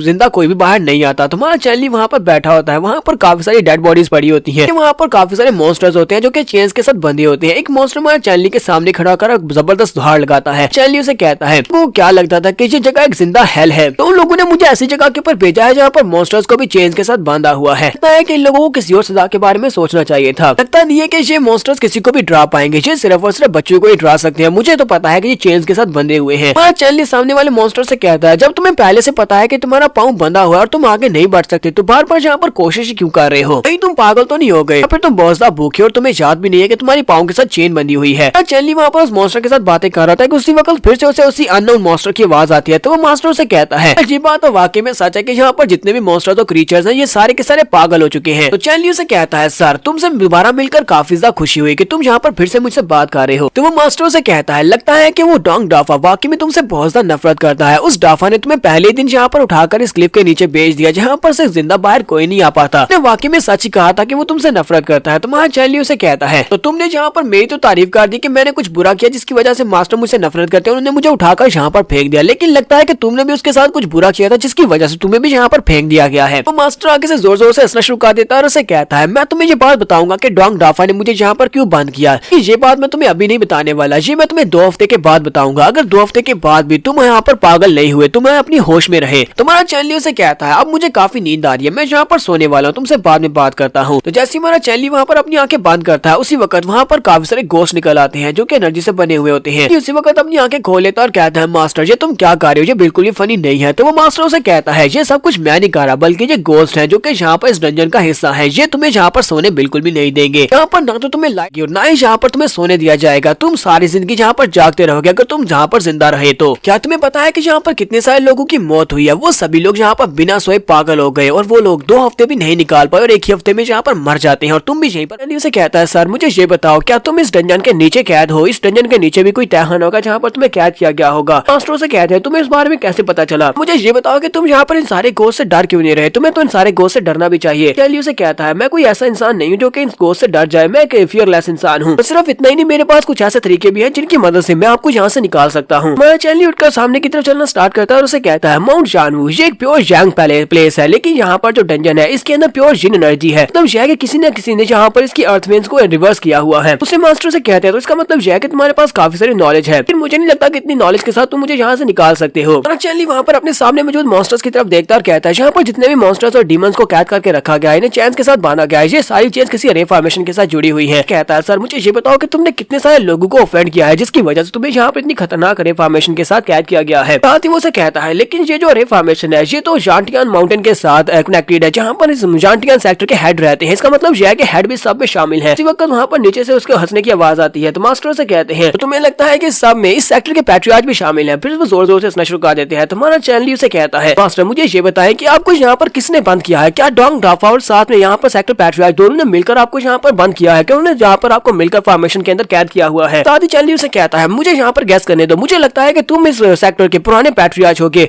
पैट्रियार्च था तुम वही हो सकते हो। तो इसी के साथ उसके नीचे का ग्राउंड टूट जाता है और चैनली को वो मास्टर वहां से नीचे की तरफ गिराता है, अपने पास ले आता है। चैनली वैसे इस ग्राउंड के टूटने के बाद जब ग्राउंड के ऊपर गिरता है तो वो सामने की तरफ देखता है, उसके सामने मास्टर खड़े होते हैं, पुराने सेक्टर मास्टर होते हैं जिनको बेड़ियों के साथ वहाँ पर बांधा गया होता है। तो मास्टर काफी ज्यादा गुस्से में होते हैं और चैनली से कहते हैं तुम हो कौन? तुम इस बारे में कैसे पता चला कि मैं पुराना मास्टर हूँ? कहीं डोंग ड्राफा ने तुम्हें यहाँ पर जानबूझकर तो नहीं भेजा? तुम्हारा चैनली वहीं पर नीचे गिर जाता है और उसे कहता है सर जी आप क्या कह रहे हैं? मैं ऐसा बिल्कुल भी नहीं हूँ। क्या आपको मुझे देखकर लगता है मैं डोंग ड्राफा की तरफ से भेजा हुआ उसका कोई साथी हूँ? साथ ही हमारा चैनली सोच रहा होता है जी यहाँ पर जिन ट्रिक्स को यूज किया गया है ये तो मेरी प्रीवियस लाइफ में बिल्कुल ऐसी ही थी, सुना कि मैंने बहुत सारी ट्रिक्स को अपनी प्रीवियस लाइफ में देखा है। तो मैं चैनली उसके सामने झुकते हुए कहता है मैं यहाँ पर आपसे माफी चाहता हूँ, मैंने यहाँ पर सिर्फ और सिर्फ स्पेकुलेशंस की है, यानी कि मैंने सिर्फ गैस किया था, मुझे नहीं पता कि आप कौन है। मास्टर आगे से थोड़ी देर के लिए शांत हो जाते हैं, फिर साथ ही उसे कहते हैं अच्छा ठीक है इस बार में भूल जाओ, तभी तुम तो बहुत ज्यादा कमजोर हो, तुम यहाँ पर मेरी मदद तो बिल्कुल भी नहीं कर सकते, तुम मुझे यहाँ से नहीं निकाल पाओगे, तुम यहाँ से चले जाओ, तुम्हारा यहाँ पर कोई भी काम नहीं है। चैनली उसे कहता है लेकिन मैं यहाँ से जाऊंगा कहाँ पर, क्योंकि मैं तो डंजन के अंदर बंद हूँ, यहाँ से निकलने का कोई रास्ता नहीं है। तो मास्टर से कहते हैं यहाँ पर दीवार के साथ एक हिडन डोर है, तुम उस हिडन डोर को यूज करते हुए बाहर निकलो, तो जैसे तुम वहाँ से बाहर निकलोगे तो उसके साथ ही तुम्हें चेन वे दिखाई देगा, उस चेन के रास्ते से तुम नीचे उतर सकते हो। जानवू की वो चेन वे है। साथ ही वो अपने पास एक टोकन निकालते हैं और उसे कहते हैं चलो ये मेरी तरफ से एक छोटा सा गिफ्ट है, तुम इसको अपने पास रखो, आप चलो जल्दी से यहाँ से चले जाओ। चैनली उसके पास उस टोकन को ले लेता है और उसे कहता है मास्टर आपका बहुत बहुत शुक्रिया, एडवाइस के लिए आपका बहुत बहुत शुक्रिया, मैं आपसे वादा करता हूँ कि मैं जब पावरफुल हो जाऊंगा तो मैं यहाँ पर वापस आऊंगा और आपको यहाँ से आजाद करवाऊंगा। नेक्स्ट सीन में बाहर का दिखाया जाता है, बाहर का सीन दिखाते हैं जहाँ पर लीजू को दिखाते हैं। लीजू हमारे चैनली को ढूंढने के लिए माउंट जानवू पर पहुंच जाती है। वो कहती है माउंट जानवू के ऊपर जाने का सिर्फ और सिर्फ यही एक रास्ता है, इस चेन के ऊपर से चढ़कर माउंट जानवू के ऊपर जाया जा सकता है, लेकिन यहाँ पर तो कोई भी गार्ड नहीं है, कोई भी गार्ड इस एरिया को बिल्कुल भी गार्ड नहीं कर रहा। उसे सामने ऊपर चेन के ऊपर से कुछ आता हुआ दिखाई देता है। वो कहती है ये क्या, इस चेन के ऊपर से क्या नीचे आ रहा है? तुम्हारा चैनली उस चेन के ऊपर से बड़ी स्पीड से नीचे की तरफ उतर रहा होता है। वो लीजू के पास जाकर वहाँ पर ब्रेक लगाता है तो लीजू की देखता है, उसे कहता है ये क्या, तुम फिर से यहाँ पर आ गई हो? लीजू उसे कहती है प्लीज मुझे माफ करना, मैं सिर्फ तुम्हें ढूंढ रही थी इसलिए यहाँ पर आई हूँ। चैनली आगे बढ़ता है और उसे कहता है चलो मैं ये तो मान लेता हूँ कि हमारी पहली मीटिंग थी वो एक कोइंसिडेंस थी, क्योंकि उस वक्त तुम्हारे पीछे गुंडे लगे हुए थे, मैंने तुम्हारी जान बचाई, उसके बाद तुम यहाँ पर फिर से मेरे पीछे आ गए और उसके बाद तुम तीसरी बार मुझे यहाँ पर मिल रही हो। नहीं लगता कि ये कोई कोइंसिडेंस हो सकता है, तुम जानबूझकर मेरा पीछा कर रही हो। अगर ऐसा नहीं होता तो फिर तुम आधी रात के वक्त माउंट जानवू के ऊपर इस वक्त क्या कर रही होती, क्योंकि तुम्हारा ये एरिया नहीं है। तो वो से कहती है मैंने सुना है कि मास्टर डोंग ड्राफा के साथ तुम्हारे कुछ ग्रजेस चल रहे हैं, वो तुमसे बदला लेना चाहते हैं, जैसे उन्होंने तुम्हें अपना स्टूडेंट बनाया है, तो मैं यहाँ पर ये देखने के लिए आई थी क्या तुम ठीक हो या नहीं। मैंने चैनली उसे कहता है लेकिन तुम्हें इस बात की कब से परवाह होने लगी, तुम्हें मेरी फिक्र क्यों है? तो वो पीछे की तरफ मुड़ जाती है और उसे कहती है क्योंकि तुमने मेरी जान बचाई थी, और साथ ही वो शर्मा रही होती है। चैनली ने अपने हाथ में लाइटनिंग के साथ एक एनर्जी बॉल बनाया होता है और उसके ऊपर अटैक करने लगा होता है। वो उसे कहता है कि तुम मुझे इस तरह सच्चाई बिल्कुल भी नहीं बताने वाली। फिर साथ ही वो एनर्जी को डेसिपेट कर देता है और कहता है चलो छोड़ो भी, इस बात को भूल जाते हैं, क्योंकि मैं किसी लड़की के ऊपर तो बिल्कुल भी हाथ नहीं उठाने वाला। तुम्हारा चैनली उसे कहता है मुझे यहाँ से जाना होगा, दोबारा मेरे रास्ते में कभी मत आना, क्योंकि मैं तुम्हें दोबारा नहीं देखना चाहता। चैनली जैसे पीछे की तरफ मुड़ता है तो उसी वक्त उसके सामने क्यान होती है। क्यान उसके साथ टकराती है। तुम्हारा चैनली से कहता है तुम यहाँ पर क्या कर रही हो? उसे कहती है चैनली तुम बाहर आ गए, मैंने सुना था कि उन्होंने तुम्हें डंजन के अंदर बंद कर दिया है, लेकिन तुम तो बाहर आ गए, मुझे एक बहुत इंपॉर्टेंट बात तुम्हें बतानी है। फिर साथ ही वो पीछे लीजू की तरफ देखते और कहती है खूबसूरत लड़की यहाँ पर भी है, इसका मतलब यह है कि तुम दोनों यहाँ पर आपस में कुछ बात कर रहे थे, कहीं मैंने तुम दोनों को डिस्टर्ब तो नहीं कर दिया? चैनली उसे कहता है नहीं उसको छोड़ो, तुम मुझे ये बताओ कि तुम मुझे यहाँ पर कौन सी इंपॉर्टेंट बात बताने के लिए आई हो? क्या तुम्हें पता है कि मुझे इस वक्त माउंट लॉन्गशू के मास्टर ने अपना स्टूडेंट बनाया है, तो मैं इस वक्त माउंट लॉन्गशू के ऊपर ही थी। तुम्हें पता है कि लॉन्गशू माउंटेन का जो पहला डिसाइपल है वो कौन है? क्या तुम्हें पता है कि उनका फर्स्ट डिसाइपल वो कौन है? कहती है उसका नाम ज़ाक गोंग है, वो मॉलिंग सेक्टर का एक लड़का है। बात सुनते ही माल चैनली कहता है ऐसा कैसे हो सकता है। तो माई लीजू आगे बढ़ती है और उसे कहती है जितना मुझे इस बारे में पता है, मुझे इतना पता है कि जाओ कोंग जो है उसे अडॉप्ट किया गया है। टांडियन सेक्टर के एल्डर ने उसे अडॉप्ट किया था जब वो एक छोटा सा बच्चा था। हो सकता है कि वो मोलिंग सेक्टर के साथ रिलेटेड हो, लेकिन मुझे इस बारे में ज्यादा नहीं पता। तो कियान रैन उसकी बात सुनने के बाद चैनली से कहती है चैनली क्या ये लड़की हमारी साइड के ऊपर है, क्या इसके ऊपर भरोसा किया जा सकता है। माई लीजू उन दोनों से कहती है मोलिंग सेक्टर के लोगों ने मुझे भी मारने की कोशिश की थी, हमारे भी आपस में ग्रजेस चल रहे हैं, तो इसका मतलब यह है कि वो मेरा भी दुश्मन है। तुम लोग यहाँ पर मेरे पर भरोसा कर सकते हो, मैं भी तुम्हारे साथ मिलकर फाइट करूंगी। तो कियान रैन उसे कहती है अच्छा ठीक है, फिर मैं तुम्हें भी यहाँ पर बताती हूँ। तो वो उसे कहती है कल रात की बात है, कल रात जब मैं पहली बार लॉन्ची माउंटेन के ऊपर गई थी तो वहाँ पर रात के वक्त मुझे नींद नहीं आ रही थी। क्लिफ के ऊपर जाकर खड़ी हो गई, वहाँ पर ठंडी हवा का मजा ले रही थी, जबकि उसी वक्त वहाँ पर एक लड़का आया। तो मैंने कहा कौन है वहाँ पर, तो लड़का जाओ कोंग था। जाओ कोंग वहाँ पर आता है, उसे कहता है नाई तुम नाई हो ना।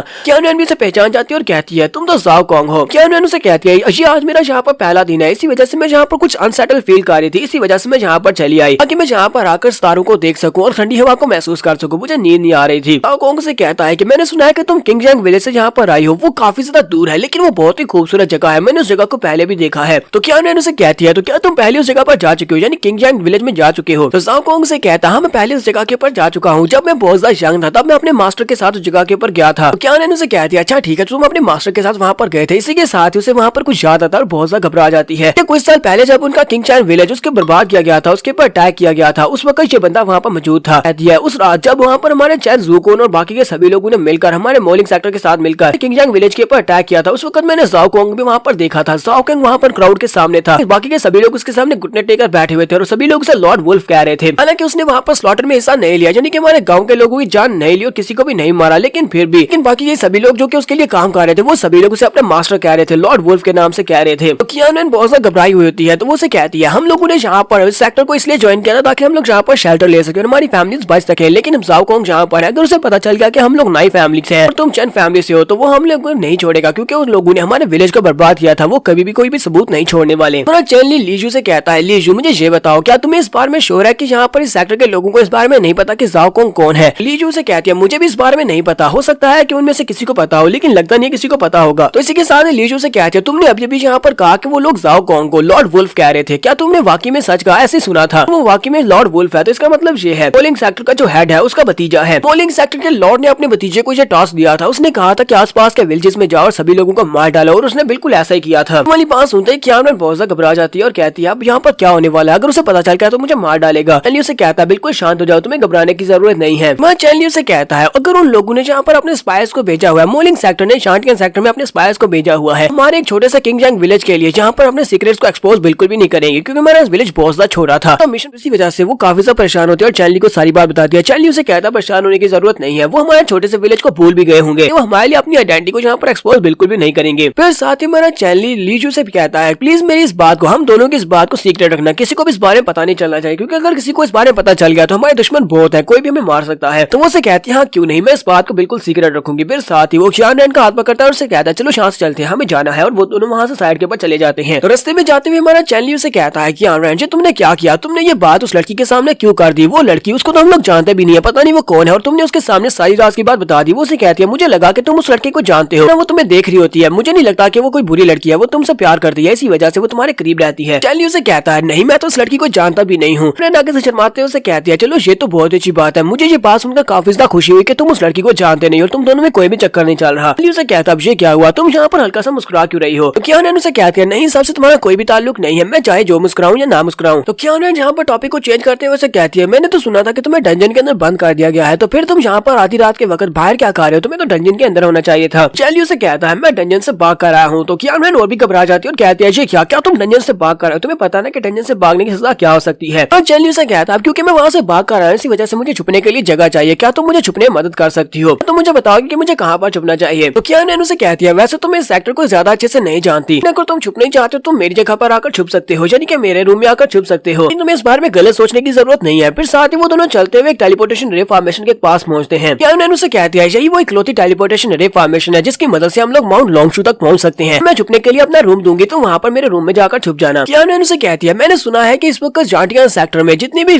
माउंटेन्स हैं उन सभी को टेलीपोर्टेशन रे फॉर्मेशन के साथ जोड़ा गया है, सिर्फ और सिर्फ तुम्हारी माउंट जानवू के अलावा। जानवू माउंटेन के ऊपर अभी भी वो चेन्स यूज की जाती है, चेन्स के ऊपर से चढ़कर जाना पड़ता है, जबकि बाकी सभी जगह के ऊपर टेलीपोर्टेशन रेज को यूज किया जाता है। चैनली उसे कहता है अच्छा तो इसका मतलब यह है कि मेरी किस्मत खराब थी कि मुझे ऐसा मास्टर मिला जो कि अभी भी चेनवे को यूज करता है। तो कियान कियानन अपने पास से टोकन निकाल के और उसे कहती है ये मेरा टोकन है, हो सकता है कि मैं अपने टोकन की मदद से तुम्हें भी अपने साथ लेकर माउंट लॉन्गशू पर पहुंच जाऊं। तो देखते हैं कि हम लोग वहां पर जा पाते हैं या नहीं। इस वक्त उस पोर्टल के अंदर से एनर्जी निकलती है जो कि हमारे चैनली को अपने अंदर खींच लेती है। हमारा चैनली वहां पर चला रहा होता है लेकिन वो खिंचा हुआ उस एनर्जी के अंदर चला जाता है, उस टेलीपोर्टेशन अरे फॉर्मेशन के अंदर। कियानन बेचारी को भी समझ नहीं आ रही होती कि बिना टैबलेट के जो वहां पर अंदर कैसे चला गया, अरे फॉर्मेशन से अपने अंदर कैसे खींच रही है। वो उससे कहती है शायद तुम्हारे पास टैबलेट नहीं था, इसी वजह से ये अलार्म सेट ऑफ हुआ है जिसकी वजह से ये तुम्हें अपने अंदर खींच कर ले जा रहा है। इसी के साथ ही कियानन को पीछे की तरफ धकेल दिया जाता है। कियानन अंदर नहीं जा पाती जबकि हमारा चैनली अंदर चला जाता है, पर बैठ जाती है और कहती है पता नहीं इस पोर्टल ने चैनली को कहां पर भेज दिया होगा, मुझे नहीं पता कि वो उसे कहां पर लेकर चली गई है। देर के बाद हमारा चैनली उसके पास आता है और उसे कहता है क्या तुम यहाँ पर मेरा इंतजार कर रही हो। तरफ देखकर बहुत ही हैरान होती है, साथ ही खुश भी हो जाती है। हमारा चैनली आगे बढ़ता है, उसके मुंह पे हाथ रखता है और उसे कहता है शांत हो जाओ, मुझे तुमसे एक बहुत ही जरूरी बात करनी है और ये बात बहुत ज्यादा इंपॉर्टेंट है, तुम्हें इस बारे में सुनना होगा। हमारा चैनली उसे कहता है ये अफवाह तो तुमने भी सुनी होगी, ट्रोलिंग सेक्टर को ट्रोल्स ने बनाया है, लेकिन मुझे लगता है कि ये बात वाकई में सच है क्योंकि मैं एक ट्रोल को देख चुका हूँ। ट्रोलिंग सेक्टर के लोग उसके साथ मिले हुए हैं। सिर्फ इतना ही नहीं बल्कि हमारे जांटियान सेक्टर का जो हेड है वो भी इन लोगों के साथ मिला हुआ है, वो भी ट्रोल्स के साथ मिला हुआ है। वो लोग एक बहुत ही बुरा प्लान बना रहे हैं। उनका प्लान यह है कि इस बार जितने भी उन्होंने नए स्टूडेंट्स को रिक्रूट किया है इन सारे के सारे स्टूडेंट्स को ट्रोल्स के सामने सैक्रिफाइस किया जाएगा। एक स्पेशल रे फॉर्मेशन जिसको कीमो ब्लड रे फॉर्मेशन कहा जाता है उसको एक्टिवेट करने के लिए। ये बात सुनते कियानन और भी ज्यादा घबरा जाती है और उसे कहती है ये बताओ कि ये पोर्टल तुम्हें कहां पर लेकर गया था और तुम्हें ये सब कुछ कैसे पता चला। मुझे ये बताओ कि सब में ट्रोल्स कहां से आ गए, ट्रोल्स इस सब में कैसे शामिल हैं। मैंने सुना है कि ये ट्रोल्स जो होते हैं ये बहुत ज्यादा जालिम होते हैं, ये बहुत ज्यादा पावरफुल होते हैं, साथ ही ये इंसानों को खा भी जाते हैं। लेकिन इन सारे ट्रोल्स को तो हमारे कॉन्टिनेंट से बाहर फेंक दिया गया क्योंकि ये सभी लोग इस वक्त बॉर्डर के पार हैं और यहाँ पर आने की कोशिश करते हैं, लेकिन हमारे सोल्जर्स इनको रोक देते हैं। चैनली उसकी बात सुनने के बाद सोच रहा होता है कि अपनी पिछली लाइफ में बिल्कुल इसी तरह सोचता था कि जो ट्रोल्स होते हैं वो हमारी लैंड में नहीं आ सकते, उनको बॉर्डर के पार रखा गया है। उसके बाद जब मैं 500 साल तक बॉर्डर के ऊपर खड़ा रहा, बॉर्डर को प्रोटेक्ट करता रहा, तो पता चला कि ये ट्रोल्स यहाँ पर आ सकते हैं। चैनली उसे कहता है ये बात बहुत ज्यादा सीरियस है, चलो मैं तुम्हें यहाँ पर सारी बात बताता हूँ कि अरे फॉर्मेशन मुझे कहाँ पर लेकर गई थी। अरे फॉर्मेशन के अंदर का सीन दिखाते हैं, तुम्हें बैक फ्लैश दिखाई जा रही है। तो चैनली उस अरे फॉर्मेशन के अंदर जाने के बाद एक रूम के अंदर जाता है। चैनली कहता है ये कौन सी जगह है, मैं कौन सी जगह पर आ गया हूँ। तो उसके सामने हेड का रूम होता है। चैनली वहाँ पर सामने देखता है तो एक दरवाजा होता है, दरवाजे के अंदर से आवाज आ रही होती है। वो दरवाजे के पास जाकर अंदर जाकर देखता है तो वहाँ पर जांटियान सेक्टर के पैट्रियार्च होते हैं और उसके साथ साथ एल्डर डोंग भी होते हैं। सामने चेयर के ऊपर एक ट्रोल बैठा होता है जो कि ट्रोल्स की तरफ से एक मैसेंजर होता है, जबकि जाओ कॉन्ग भी उसके पास ही होता है। उसके सामने झुककर उसे ग्रीट कर रहा होता है। तो वो ट्रोल मैसेंजर उन लोगों से कहता है हम लोग अगले महीने कीमो ब्लड रे फॉर्मेशन को एक्टिवेट करने वाले हैं, क्या तुम लोगों ने सारी की सारी तैयारियां मुकम्मल कर ली हैं, क्या तुम लोगों ने उन सभी बलिदान को इकट्ठा कर लिया है। तो एल्डर डोंग से कहते हैं मास्टर आपको बिल्कुल परेशान होने की जरूरत नहीं है, जितने हमें यंग डिसाइपल्स की जरूरत थी वो सारे के सारे हमने इकट्ठे कर लिए हैं। इस साल हमने बहुत सारे नए यंग डिसाइपल्स को रिक्रूट किया है, वो सभी के सभी सारे डिसाइपल्स इस ब्लड रे फॉर्मेशन को एक्टिवेट करने के लिए सैक्रिफाइस दिए जाएंगे। तो वो ट्रोल एनवी उन लोगों से कहता है चलो ये तो बहुत ही अच्छी बात है, उन सभी को बॉर्डर के ऊपर भेज देना। जब हम लोग बॉर्डर को तोड़कर उन लोगों को मारकर अंदर घुस आएंगे तो ये सारे का सारा ब्लेम उन डिसाइपल्स के ऊपर आएगा। तभी इनएक्सपीरियंस थे और हमें रोक नहीं पाए, इसी वजह से ट्रोल अंदर घुस आए और तुम सभी लोगों की तबाही मची। डॉक्टर पैट्रियार्च उसकी बात सुनने के बाद से कहते हैं मास्टर आपको बिल्कुल परेशान होने की जरूरत नहीं है, हम लोग यहाँ पर पूरी मेहनत करेंगे, आप लोग यहाँ पर हमारे लैंड के अंदर आ सके। हमारा चैनली दरवाजे के पीछे खड़ा उनकी बातें सुनकर बहुत ज्यादा गुस्सा हो रहा था और कहता है अभी कमीने ये सभी लोग अपनी कंट्री को धोखा दे रहे हैं, ये सभी लोग अपने लोगों के साथ गद्दारी कर रहे हैं और ट्रोल्स के साथ मिलकर ट्रोल्स को बॉर्डर के अंदर घुसाने की कोशिश कर रहे हैं। यही वजह है कि मेरी पिछली लाइफ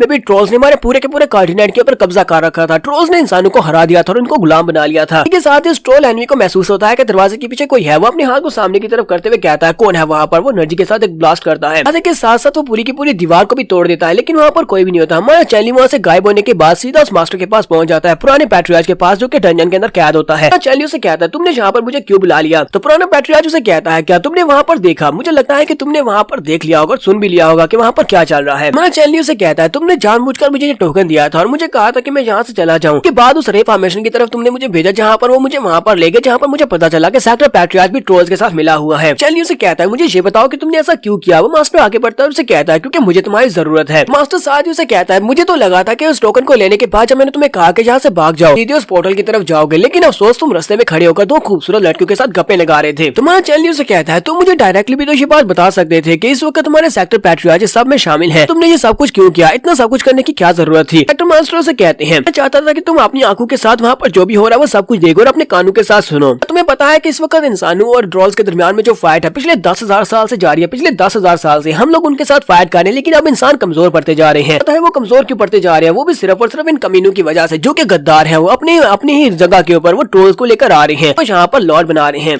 डोंग डाफा और इसके साथ सेक्टर पैट्रियार्च उन दोनों कमीनों को मैं मारने वाला था, लेकिन उन लोगों को मेरे बारे में पता चल गया। उस वक्त मैं बहुत ज्यादा केयरलेस था, इसी वजह से उन दोनों ने मिलकर एक रे फॉर्मेशन को सेट अप किया और मुझे यहाँ पर डंजन के नीचे कैद कर दिया। मैं चैनली उसे कहता है उन लोगों ने वहाँ पर बात की थी, वो लोग कह रहे थे कि वो कीमो ब्लड रिफॉर्मेशन को एक्टिवेट करने के लिए, जिसके लिए न्यू डिसाइपल्स की सैक्रिफाइस की जरूरत पड़ेगी। डोंग डफा मुझसे बहुत सा नफरत करता है। मुझे लगता है कि डोंग डफा मुझे वहाँ पर लाजमी भेजेगा। तो पुराने सेक्टर पैट्रियार्च उसे कहते हैं ये बात तो वाकई में सच है कि डोंग डफा तुमसे नफरत करता है और वो तुम्हें वहाँ पर जरूर भेजेगा। इसी वजह से मैं तुम्हें वहाँ पर भेजना चाहता था ताकि तुम्हें सच्चाई के बारे में पता चल सके। तुम्हारी फिजिकल बॉडी को देखकर लगता है कि तुम एक इनबॉर्न मार्शल आर्टिस्ट हो। लगता है कि तुम एक बहुत बड़े जीनियस भी बनोगे, डफा के दुश्मन भी हो। तो मुझे लगता है कि तुम इस काम के लिए बिल्कुल परफेक्ट हो। चैनली उसके सामने झुक जाता है और उसे कहता है मास्टर आपका बहुत बहुत शुक्रिया। मास्टर उसे कहते हैं तुम यहाँ पर मुझे शुक्रिया बोल रहे हो, क्या तुम्हें इस बात से डर नहीं लग रहा इस वक्त मेरे कितने ज्यादा करीब हो। चैनली उसे कहता है अगर तुमने यहाँ पर मुझे ये सब कुछ नहीं दिखाया होता, अगर तुमने मुझे नहीं दिखाया होता, वो टोकन नहीं दिया होता, तो मैं ट्रोल्स के प्लान के बारे में नहीं जान सकता था और शायद मैं भी उन लोगों की तरह सैक्रिफाइस में मर जाता। तो मुझे इस प्लान के बारे में नहीं बताते तो मैं कुछ कर भी नहीं पाता, जिसकी वजह से हमारी पूरी आबादी यानी कि हमारे कॉन्टिनेंट के ऊपर जितने लोग हैं वो ट्रोल्स के हाथों से मारे जाते। यहाँ पर कुछ कर सकता हूँ। तो पैट्रियार्च उसकी बात सुनने के बाद सोच रहे होते हैं ये बंदा देखो जरा, पता भी है कि यहाँ पर नए डिसाइपल्स को सैक्रिफाइस किए जाने वाले, लेकिन फिर भी यहाँ पर आम जनता के बारे में सोच रहा है। लगता है कि वाकई में एक बहुत ही अच्छे दिल का मालिक। वहाँ से बाहर निकलने के बाद इस एपिसोड की शुरुआत में कियान रैन के पास आता है। तो कियान रैन उसे कहती है चैनली मुझे लगता है कि जैसा कि तुमने यहाँ पर कहा कि हमारे पास टाइम नहीं है, मुझे भी नहीं लगता कि हम लोग उस रे फॉर्मेशन को एक्टिवेट होने से रोक पाएंगे। उस रे फॉर्मेशन के एक्टिवेट होने से हमारे ट्रोल्स हमारे कंट्री के अंदर बॉर्डर को पार करके अंदर आ जाएंगे और सभी इंसानों को मार डालेंगे। चैनली उसे कहता है हम लोग भी यहाँ पर एक्स्ट्रा तो कुछ भी नहीं कर सकते, जैसे सब कुछ चल रहा है बिल्कुल वैसे ही करेंगे और अलॉन्ग द वे हम लोग वहाँ पर कुछ ना कुछ ऐसा करेंगे जिससे हम लोग उनके प्लान को फेल कर सके। तो हमारा चैनली अपने पास एक पिल निकालता है और उसे कहता है ये की स्टेबलाइजर पिल है, अगर तुम इस पिल को खाओगी तो इससे तुम ब्रेक थ्रू कर सकती हो। तो लगता है कि इस पिल को खाने के बाद तुम इंटरमीडिएट जीनियस की स्टेज तक पहुंच जाओगी। तो कियान रैन उसे कहती है ये पिल तुझे तो काफी ज्यादा एक्सपेंसिव लगती है और बहुत ज्यादा प्रेशियस भी है, तुम्हें यहाँ ये पिल कहाँ से मिल गई। चैनली उसे कहता है बस इसे रख लो, ये मत पूछो कि मैं इसे कहाँ से लेकर आया हूँ। कियान रैन उसे कहती है तो फिर ठीक है, मैं भी तुमसे वादा करती हूँ कि मैं बहुत ज्यादा मेहनत करूंगी। इस पिल को लेने के बाद मैं अपनी एनर्जी को बढ़ाने की और अपनी कल्टीवेशन को इंक्रीज करने की पूरी कोशिश करूंगी। चैनली अपने पास एक फितर उसे देते हुए कहता है मुझे कुछ दिनों के लिए सेक्टर को छोड़कर बाहर जाना होगा, मुझे बाहर जाना है ताकि मैं ब्रेक थ्रू कर सकूं। मैं कोर फॉर्मेशन स्टेज तक पहुंचना चाहता हूं इससे पहले कि लोग फ्रंटियर बॉर्डर के ऊपर पहुंचे। कियान रैन उसे कह दिया क्या तुम्हें वाकई में लगता है कि तुम कोर फॉर्मेशन स्टेज तक पहुंच सकते हो, क्योंकि तुम तो सिर्फ और सिर्फ 14 साल की हो। 14 साल की उम्र में कोई भी कोर फॉर्मेशन स्टेज तक नहीं पहुंच सकता। तुम मेरे साथ कोई मजाक तो नहीं कर रहे। हमारा चैनली उसे कहता है नहीं, मेरे लिए कुछ भी इम्पॉसिबल नहीं है, मैं यहाँ पर तुम्हें ये कर दिखाऊंगा। जब मैं वापस आऊंगा तो मैं एक एक्सपर्ट बनकर आऊंगा। इस समय जानटियान सेक्टर के बाहर का दिखाया जाता है जहाँ पर एक दूसरा सिटी होता है जिसका नाम डॉनशान सिटी होता है। तो हमारा चैनली डॉनशान सिटी की मेडिसिन हॉल में जाता है जहाँ पर से वो जाकर चैनली वहाँ पर जाकर मेडिसिन हॉल के ओनर से कहता है कि मुझे एक रूम चाहिए जहाँ पर एल्केमी का ट्राइपॉड होना चाहिए, कॉल्ड्रॉन होना चाहिए, मुझे 3 दिन के लिए वो किराए पर चाहिए, तुम बताओ कि तुम्हें कितनी ज्यादा कीमत चाहिए। तो वो उसे कहता है मैं 3 दिन के लिए वो चाहे तो तुम्हें कम से कम 500 इंफीरियर स्पिरिचुअल क्रिस्टल्स यहाँ पर देने पड़ेंगे, तुम्हें यहाँ पर एक रूम 3 दिन के लिए मिलेगा। तुम्हारा चैनली अपनी जेब में हाथ डालता है तो उसके पास उसकी थैली नहीं होती, क्योंकि जब उसे डंजन में बंद किया गया था तो उसके पास जो भी चीजें थी वो सारी की सारी मास्टर डॉग ने उसके पास से ले ली थी। तो वो कहता है तो बहुत ही बुरा हुआ, मेरे पास तो क्रिस्टल है ही नहीं, अब मैं कहाँ से इसको पे करूंगा। इसी वक्त वहाँ पर हमारी लीजू आ जाती है। लीजू अपने पास एक मीडियम ग्रेड का क्रिस्टल निकाल कर सामने रखती है और कहती है ये एक मीडियम ग्रेड का क्रिस्टल है, 500 इंफीरियर ग्रेड के क्रिस्टल मांगे थे, उसके बदले में ये काफी रहेगा। चैनली उसकी तरफ देखता है और उसे कहता है तुम यहाँ पर क्या कर रही हो, क्या तुम फिर से मेरा पीछा कर रही हो, मैंने तुम्हें कितनी बार कहा कि मेरा पीछा ना किया करो। तो लीजू उसे कहती है मैं तुम्हारे लिए काफी ज्यादा परेशान थी, मुझे लगा ही था कि तुम अपने साथ पैसे लेकर नहीं आए होगे, इसी वजह से मैं तुम्हारे पीछे पीछे यहाँ पर चली आई। मैं तो सिर्फ चेक करने के लिए आई थी, तो मैंने तुम्हारी यहाँ पर कीमत दे दिया, तुम जाकर उस रूम को यूज कर सकती हो। चैनली उसकी बात सुनने के बाद एक लंबा सांस लेता है और कहता है एक मर्द जिसके पास पैसे ना हो वो भी कैसा मर्द है। नेक्स्ट सीन हमें उस रूम का दिखाया जाता है। हमारे चैनली को उसका किराए का रूम मिल जाता है जिसके अंदर एक ट्राइपॉड भी पड़ा होता है। सो ये ट्राइपॉड नहीं कॉल्ड्रॉन करा पड़ा होता है। चैनली दरवाजा बंद करता है और उससे कहता है लीजू क्या मुझे तुम बताओगे कि तुम यहाँ पर मुझसे चाहती क्या हो, मुझे पता है कि तुम मेरा पीछा कर रही हो लेकिन तुम्हें मुझसे चाहिए क्या। लीजू उसे कहती है अच्छा ठीक है, मैं यहाँ पर तुमसे एक बात सच्ची सच्ची बताती हूँ कि मैंने जानटियान सेक्टर को सिर्फ और सिर्फ तुम्हारे लिए ज्वाइन किया है, मेरा तुम्हारे लिए कोई भी बुरा इंटेंशन नहीं है, मैं तुम्हें नुकसान पहुंचाना नहीं चाहती। और साथ ही उसे कहती है अगर मैं तुम्हें यहाँ पर सच्ची में बताऊं तो मैं सिर्फ एक बात की वजह से तुम्हारे पीछे हूँ, क्या तुम मुझे बता सकते हो क्या तुम्हारे पास थंडर पावर्स हैं, थंडर की ऐसी स्पेशल पावर जो कि सिर्फ और सिर्फ थंडर की स्क्रिप्चर के अंदर लिखी हुई है। तुम्हारा चैनली उसे कहता है तुम यहाँ पर जिन थंडर की पावर की बात कर रहे हो वो सिर्फ और सिर्फ थंडर किंग के स्क्रिप्चर के अंदर लिखी हुई है, तुमने उन लेजेंडरी एंशिएंट रिकॉर्ड्स को पढ़ा है। कहती है मुझे पहले से पता था कि तुम्हारे पास वो थंडर पावर्स हैं। इसके साथ ही वो कहती है कहा जाता है कि थंडर किंग ने मरने से पहले एक स्पिरिचुअल लिखा था जो कि लेजेंडरी मार्शल टेक्निक के बारे में है। थंडर किंग के पास जितनी भी थंडर पावर्स की टेक्निक्स थी वो सारी की सारी उसने उस स्क्रिप्चर के अंदर लिखती थी और बहुत ज्यादा पावरफुल टेक्निक्स थी। इसका मतलब यह है कि तुम्हारे पास भी थंडर फिजिक है, यानी कि तुम उस तरह की स्पेशल बॉडी रखते हो जो कि इस थंडर इलेक्ट्रिसिटी वाले सारे मैनुअल को मास्टर कर सकता है। तो लीजू से कहती है अगर मैं यहाँ पर तुम्हें एक सच्ची बात बताऊं तो वो ये बात है कि मेरे पास भी इस तरह की फिजिक है, यानी कि मैं भी वैसी फिजिकल बॉडी रखती हूँ जो कि थंडर लाइटनिंग को मास्टर कर सकती है। लेकिन अफसोस की बात तो यह कि थंडर किंग का जो स्क्रिप्चर था, उसका जो मैनुअल था, वो हजारों साल पहले खो चुका है। किसी को भी नहीं पता कि वो अब कहाँ पर है। वजह से मेरे पास जो पावर्स है, यानी कि मेरे पास जो स्पेशल फिजिक है, जो स्पेशल बॉडी है, ये किसी भी काम की नहीं है, क्योंकि मैं थंडर इलेक्ट्रिसिटी वाली किसी भी टेक्निक को मास्टर नहीं कर सकती। चलिए उसे कहता है, क्या तुम सिर्फ इसी वजह से मेरा पीछा कर रही थी? क्या तुम्हें इस बारे में जानना था क्या मेरे पास थंडर किंग के स्क्रिप्चर की कोई पावर्स है? तुम्हारा चैनल यहाँ पर हमें एक और बात बताता है कि वो मरा कैसे था। वो कहता है, पिछली लाइफ में मेरे पास स्पेशल फिजिक थी जो कि अभी मेरे पास है, यानी कि थंडर वाली स्पेशल फिजिक। और उसके बाद थंडर किंग का स्क्रिप्चर का आधा हिस्सा मिला था, जो कि पहला हिस्सा था। वो पहला हिस्सा मैंने अच्छे से मास्टर किया था, लेकिन मेरे पास क्योंकि दूसरा हिस्सा नहीं था, इसी वजह से मैं ट्राइबुलेशन राम में पहुंचने से पहले वहां पर ट्राइबुलेशन को फेस नहीं कर पाया। तुम्हारा चैनल उसे कहता है, लीजू मुझे नहीं लगता कि हम दोनों एक दूसरे के इतने ज्यादा करीब है कि मैं यहाँ पर तुम्हें अपने सीक्रेट्स के बारे में बताऊं। तो वो उसे कहती है, तो फिर ठीक है, मैं यहाँ पर तुम्हारे ऊपर और ज्यादा जोर नहीं डालूंगी, ना ही तुमसे इस बारे में पूछूंगी। उम्मीद करती हूँ कि मैं किसी न किसी दिन इस बात को साबित कर दूंगी तुम्हारे सामने कि मैं तुम्हारे लिए बिल्कुल अच्छा सोचती हूँ, तुम्हारे लिए बुरा नहीं सोचती। और उसके बाद तुम खुद ही मुझे बताओगे इस सारे सीक्रेट्स। के साथ ही अपने पास से पैसों की थाली निकालती है और चैली के हाथ पर रखते हुए कहती है, ये लो, इसमें काफी सारे पैसे हैं। अगर तुम मुझे यहाँ पर जवाब नहीं देते तभी मैं तुम्हें यहाँ पर देकर जाती, लेकिन तुमने यहाँ पर ऑनेस्टली मेरे सवालों के जवाब दिए हैं, तो इसलिए मैं ये सारे स्टोन्स तुम्हें देकर जा रही हूँ। इसकी तुम्हें जरूरत पड़ेगी जड़ी बूटियां खरीदने के लिए। लीजू दरवाजा खोलती है और उसे कहती है, तो अब मैं यहाँ से जा रही हूँ, प्लीज अपना ध्यान रखना। और लीजू वहां से चली जाती है। लीजू के चले जाने के बाद हमारा चैनली वहीं पर बैठ जाता है, बैठ कर वहाँ पर कल्टीवेट कर रहा था। वो कहता है, अब यहाँ पर आसपास कोई भी डिस्टर्बेंस नहीं है, मेरा माइंड भी बिल्कुल क्लियर है, तो इसका मतलब यह है कि अब मैं यहाँ पर आराम से बैठ कर कल्टीवेट कर सकता हूँ। अगर मैंने यहाँ पर आराम से बैठ कर कल्टीवेट किया और फॉर्मेशन स्टेज तक पहुंच सकता हूँ, लेकिन उसके लिए पहले मुझे एक पिल बनानी होगी। इसके लिए मुझे एक स्पेशल पिल की जरूरत है, जिसे कोर कोआगुलेशन पिल कहा जाता है। अगर वो पिल मैं बना लेता हूँ तो उसके साथ मैं बहुत जल्दी कोर फॉर्मेशन स्टेज पर ब्रेक थ्रू कर लूंगा। चैनली भी वहाँ पर आराम से बैठा कल्टीवेट ही कर रहा होता है कि उसी वक्त दरवाजे के ऊपर नॉक होती है। तुम्हारा चैनली उठकर जाता है, दरवाजा खोलता और कहता है, कौन है? तो सामने एक लड़की होती है और उसके साथ कुछ और लोग होते हैं जो कि उसके सर्वेंट्स होते हैं, और उनके हाथ में ट्रे होती है जिसके अंदर कुछ मेडिसिनल हर्ब्स पड़ी होती है। चैनली उसे कहता है, ये क्या तुम लोग यहाँ पर इस तरह नहीं आ सकते? मैंने यहाँ पर इतने सारे मेडिसिनल हर्ब्स तो बिल्कुल भी नहीं मंगवाए थे, ये मेरे तो बिल्कुल नहीं लगते। इसी के साथ ही वो लड़की उसे किक मारती है। तुम्हारा चैनली बड़ी स्पीड के साथ उसकी किक को अवॉइड करता है और उसे कहता है, ये क्या कहीं तुम पागल तो नहीं होगी, तुम मेरे पर अटैक क्यों कर रही हो? तो वो लड़की चैनली से कहती है, अब ये रूम मेरा है, इसलिए चुपचाप यहाँ से दफा हो जाओ। तो स्टोर का ओनर भी वहीं पर होता है। चैनली उसे कहता है, बॉस ये क्या, मैंने यहाँ पर तुम्हें एडवांस में पेमेंट की थी। एडवांस में पेमेंट करने का मतलब यह है कि ये रूम अब मेरा है, 3 दिन के लिए इस रूम को मैं यूज कर सकता हूँ। क्या तुम लोग यहाँ पर इस तरह बिजनेस करते हो? तुमने इस लड़की को ये रूम कैसे दे दिया? स्टोर ओनर से कहता है, प्लीज मेरे दोस्त मिस जू है, ये बहुत ही स्पेशल है, इनको अच्छी तरह से जानता हूँ। यहाँ पर एक बहुत ही स्पेशल पिल बनाने वाली है जिसे पर्पल एपीफाइलम पिल कहा जाता है। इनके पास एपीफाइलम फ्लावर है, उसको प्रिजर्व करना बहुत ज्यादा मुश्किल होता है, इसलिए इनके पास ज्यादा टाइम नहीं है। तो तुमने यहाँ पर कल्टीवेशन स्टार्ट भी नहीं किया, नए पिल को बनाना स्टार्ट किया है, क्यों ना तुम एक दिन के लिए बाहर चले जाओ और जो पिल बना ले, उसके बाद तुम यहाँ पर आ जाना, मैं तुम्हें 4 दिन के लिए यहाँ पर रुकने दूंगा। चैनली उस एपीफाइलम फ्लावर की तरफ देखता और कहता, क्या तुम वाकई में यहाँ पर पर्पल एपीफाइलम एलिक्सर बनाने वाली हो? क्या तुम इस फ्लावर को यहाँ पर रिफाइन कर सकती हो? चैनली उसकी तरफ देखकर हंसना शुरू कर देता है, कहता है, कहीं तो मजाक तो नहीं कर रही? मुझे तो नहीं लगता कि तुम इसको रिफाइन कर सकती हो। लड़की उसे कहती है, क्या मतलब है, तुम यहाँ पर मेरे पर हंस क्यों रहे हो? तो मेरा चैनली उसे कहता है, तुम्हें पता है कि तुम जिस रूम को यूज करने वाली हो, यहाँ पर सिर्फ और सिर्फ ग्रेड 1 की फायर अरे फॉर्मेशन है। तुम यहाँ पर इतने सारे प्रेशियस मटेरियल्स को जाया कर दोगे अगर तुम यहाँ पर पिल बनाने की कोशिश करोगी। तो मिस जू से कहती है, मुझे बहुत ज्यादा जल्दी है, ये अर्जेंट मैटर है, इसलिए प्लीज यहाँ से चले जाओ, मुझे यहाँ पर ट्राई करने दो। तुम्हारा चैनली उसे कहता है, लगता है कि तुम यहाँ पर किसी की जान बचाने के लिए ये पिल बनाना चाहती हो, और तुम्हें यहाँ पर बहुत ज्यादा जल्दी है क्योंकि तुम इमरजेंसी में हो। तो मुझे एक तरीका आता है जिसकी मदद से तुम्हारे जो मटेरियल्स वेस्ट नहीं होंगे। अगर तुम मेरे साथ रूम को शेयर करो तो मैं तुम्हें वो तरीका बताऊंगा। तो मिस जू की बात सुनने के बाद उसे कहती है, कहीं तुम्हारा दिमाग तो खराब नहीं होगा? तुम्हारे जैसा एक लड़का जो कि खुद भी यहाँ पर की रिफाइनिंग स्टेज पर है, तुम्हें लगता है कि तुम यहाँ पर एपीफाइलम फ्लावर के एसेंस को एक्सट्रैक्ट कर सकते हो और इस पिल को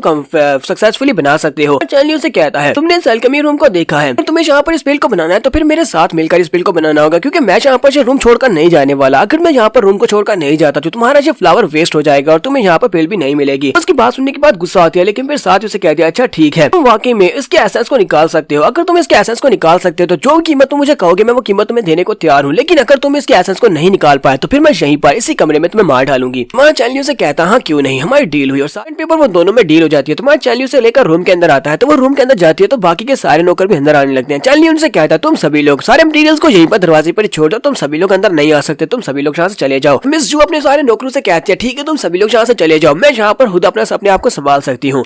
तो उसके बाद मेरा चैनली दरवाजा बंद करता है और उसे कहता है, तो जल्दी से तैयार हो जाओ, मैं यहाँ पर सिर्फ और सिर्फ तुम्हारी मदद ही करने वाला हूँ। कहती है, तुम्हारे अंदर काफी ज्यादा कॉन्फिडेंस है, लेकिन क्या तुम्हें वाकई में लगता है कि तुम यहाँ पर इसके एसेंस को एक्सट्रैक्ट कर पाओगे? तो मेरा चैनली सीधा अपने कॉल्डॉन की तरफ जाता है और साथ ही वो सोच रहा होता है, इसको लड़की को क्या लगता है कि मैं यहाँ पर इस एपीफाइलम फ्लावर के एक्सट्रैक्ट को नहीं निकाल सकता, सॉरी एसेंस को नहीं एक्सट्रैक्ट कर सकता। मेरी पिछली लाइफ में एक बहुत ही हाई ग्रेड का एल्केमिस्ट मेरे पास आया था, वो भी एपीफाइलम फ्लावर को मेरे पास लेकर आया था, क्योंकि उसे पता था कि इस एपीफाइलम फ्लावर के कोर की एसेंस को निकालने के लिए थंडर इलेक्ट्रिसिटी की जरूरत पड़ती है और मेरे पास थंडर लाइटनिंग की पावर है। चैनली जाकर कॉल्ड्रॉन के ऊपर से ढक्कन को हटाता है तो मिस जू वहाँ पर आती है और आकर बड़ी आराम के साथ उन मटेरियल्स को उसके अंदर डाल रही होती है और बड़ी प्यार के साथ उन मटेरियल्स को अंदर डाल रही होती है और उसके बाद वो नीचे आग को जलाती है और उस कॉल्ड्रॉन को रेडी करते हैं और उसके अंदर से एनर्जी निकल रही होती है क्योंकि वो लोग यहाँ पर एक एल्केमी की पिल बना रहे हैं, कल्टीवेशन को बढ़ाने के लिए होती है जहाँ पर किसी को सेव करने के लिए होने वाली है। मिस जू वहाँ पर उस फायर को कंट्रोल कर रही होती है ताकि वो सही तरीके से पिल बना सके, जबकि हमारा चैनली दूर खड़ा सोच रहा होता है कि ये लड़की दिखने में काफी ज्यादा एरोगेंट दिखाई देती है लेकिन ये काफी ज्यादा अच्छी है, यानी कि पिल्स बनाने में काफी ज्यादा अच्छी है। बाकी के सारे मटेरियल्स के पिघल जाने के बाद वो एपीफाइलम फ्लावर को ऊपर की तरफ उछालती है ताकि उस फ्लावर को अंदर से एसेंस को निकालकर उसके ड्रॉप को यानी कि एसेंस के ड्रॉप को उस कॉल्ड्रॉन के अंदर डाला जा सके। तो वो चैनली से कहती है अब तुम्हारी बारी है। तुम्हारा चैनली कहता है हाँ ठीक है, तुम्हें क्या लगता है कि ये कोई मुश्किल काम होने वाला है। वो वहीं पर खड़े खड़े अपनी 2 उंगलियों को नीचे की तरफ करता है और ऊपर से थंडर लाइटनिंग को उसके ऊपर गिराता है। तो जैसे थंडर लाइटनिंग उसके ऊपर गिरती है वहाँ पर एक जबरदस्त थंडर शॉक पैदा होता है जिसकी वजह से वो थंडर लाइटनिंग की वजह से वो फ्लावर जो होता है वो जल जाता है और उसके अंदर से धुआं निकल रहा होता है। ये देखकर मिस जू बहुत ज्यादा गुस्सा होती है और कहती है कमीने ये तुमने क्या कर दिया, तुमने मेरे एपीफाइलम फ्लावर को यहाँ पर जला दिया है। फ्लावर मिलना कितना ज्यादा मुश्किल है, तुमने कहा था कि तुम यहाँ पर मेरी मदद कर रहे हो, तुम इसके एसेंस को एक्सट्रैक्ट कर सकते हो लेकिन तुमने यहाँ पर मेरे फ्लावर को वेस्ट कर दिया, मैं तुम्हें मार डालूंगी। तुम्हारा चैनली से कहता है जरा रुको तो सही, तुम्हें यहाँ पर वो जला हुआ फ्लावर दिखाई दे रहा है, क्या तुम्हें वहाँ पर एसेंस का ड्रॉप नहीं दिखाई दे रहा। वो दोनों साइड के ऊपर देखते हैं। चैनली से कहता है वहाँ पर देखो, जले हुए फ्लावर के नीचे से एक छोटा सा पानी का कतरा निकलता है, वही उस फ्लावर का एसेंस होता है। तो वो से कहता है ये उसका लाइट एपीफाइलम का एसेंस है। मिस जू से कहती है तुमने तो वाकई में कर दिया, अगर कोई ग्रेड 7 की रे फॉर्मेशन होती तो वो भी यहाँ पर इसके अंदर से एसेंस को नहीं निकाल पाती। चैनली से कहता है क्या तुम्हें अब मेरे पर यकीन हुआ कि मैं यहाँ पर तुम्हारा नुकसान नहीं करना चाहता बल्कि तुम्हारा फायदा कर रहा हूँ। बाद जब उनकी पिल कंप्लीट होती है तो पिल वहाँ पर कॉल्ड्रॉन के अंदर से बाहर निकलती है। तो वो कहती है लो तुम्हारी नाइट एपीफाइलम पिल तैयार हो चुकी है। चैनली उस पिल के बनने के बाद उस पिल को देखता है और कहता है जो तो सिर्फ एक सुप्रीम लेवल की पिल है, लगता है कि तुम्हें अपने एल्केमिक स्किल्स को इंक्रीज करने की जरूरत है, तुम्हारे पास अभी इतने ज्यादा स्किल्स नहीं है कि तुम एक हाई ग्रेड की पिल बना सको। इस तरह के एपीफाइलम एसेंस को तुमने यूज किया है, इसको यूज करते हुए तो तुम यहाँ पर लेजेंडरी एलिक्सर भी बना सकती थी। तो मिस जो उस पिल को लेती है और बॉक्स के अंदर रख लेती है और उसे कहती है अब मुझे ये बताओ कि तुम्हें इसके बदले में मुझसे क्या चाहिए, मुझे बताओ मैं तुम्हारे लिए क्या कर सकती हूँ। चैनली से कहता है तो सबसे पहले तो मुझे फ्रंटियर के ऊपर बहुत ही जल्दी जाना होगा, इसके लिए मुझे यहाँ पर बहुत ज्यादा मेडिसिनल हर्ब्स की जरूरत है, मुझे जड़ी बूटियां चाहिए ताकि मैं अपने लिए पिल्स बना सकूं और अपने आप को स्ट्रॉन्ग कर सकूं। मिस जो से कहती है ये मेरे लिए मुश्किल नहीं है, मैं तुम्हें जड़ी बूटियां दे सकती हूँ। फिर साथ ही वो से कहता है मुझे यहाँ पर अपनी कल्टीवेशन को इंक्रीज करने के लिए एक पिल बनानी है जिसे कोआगुलेशन पिल कहते हैं, तो मेरी मदद करोगी तो मैं इस पिल को जल्दी से बना लूंगा और उसके लिए भी मुझे काफी ज्यादा प्रेशियस इंग्रेडिएंट्स की जरूरत पड़ेगी। उसे कहती है अच्छा ठीक है। वो अपने पास एक टैबलेट निकालती है और कहती है मैं मेडिसिन एसोसिएशन की मिस हूँ, तो मुझे लगता है कि इस टोकन की मदद से तुम हमारी किसी भी शॉप के ऊपर जाकर फ्री इंग्रेडिएंट्स ले सकते हो जहाँ पे तुम्हें अच्छे से डिस्काउंट भी मिलेगा। मुझे बताओ कि इसके अलावा तुम्हें और क्या चाहिए। तुम्हारा चैनल से कहता है मैं वाकई में बहुत ज्यादा जेनरस, अब मैं तुमसे और क्या मांगू। तो वो उसे कहती है तुमने वाकई में बहुत ही अच्छा काम किया, तुमने मुझे पिल बनाने में मदद की है, तो मैं यहाँ पर तुम्हारी पूरी तरह से मदद करने को तैयार हूँ। साथ ही वो वहीं पर बिस्तर के ऊपर ही बैठ जाती है। हमारा चैनल से कहता है जी क्या तुमने तो पिल बना लिया, अब तुम यहाँ से जा नहीं रही, तो लगा था कि तुम्हें किसी की जान बचाने के लिए जल्दी से जल्दी जाना है, इसी वजह से तुम यहाँ पर इतनी जल्दी कर रही थी। उसे कहती है लेकिन इस पिल को बनाने के दौरान मेरी बहुत सारी एनर्जी जाया हो गई है जिसकी वजह से अब मैं काफी ज्यादा कमजोरी महसूस कर रही हूँ, तो मैं यहीं पर लेटने वाली हूँ। और वैसे भी मैं देखना चाहती हूँ कि तुम यहाँ पर और क्या करने वाले हो, क्योंकि तुमने यहाँ पर एक मुझे बहुत ही कमाल का नजारा दिखाया है और अब देखती हूँ कि तुम यहाँ पर कौन सी पिल बनाने वाले हो। चैनली से कहता है तो फिर ठीक है, मैं भी यहाँ पर रेडी होता हूँ, तो तुम भी यहाँ पर देखो मैं क्या करने वाला हूँ। तुम्हारा चैनली सीधा कॉल्ड्रॉन के पास जाता है, जाकर देखता है इसकी फायर तो काफी ज्यादा अच्छी लग रही है।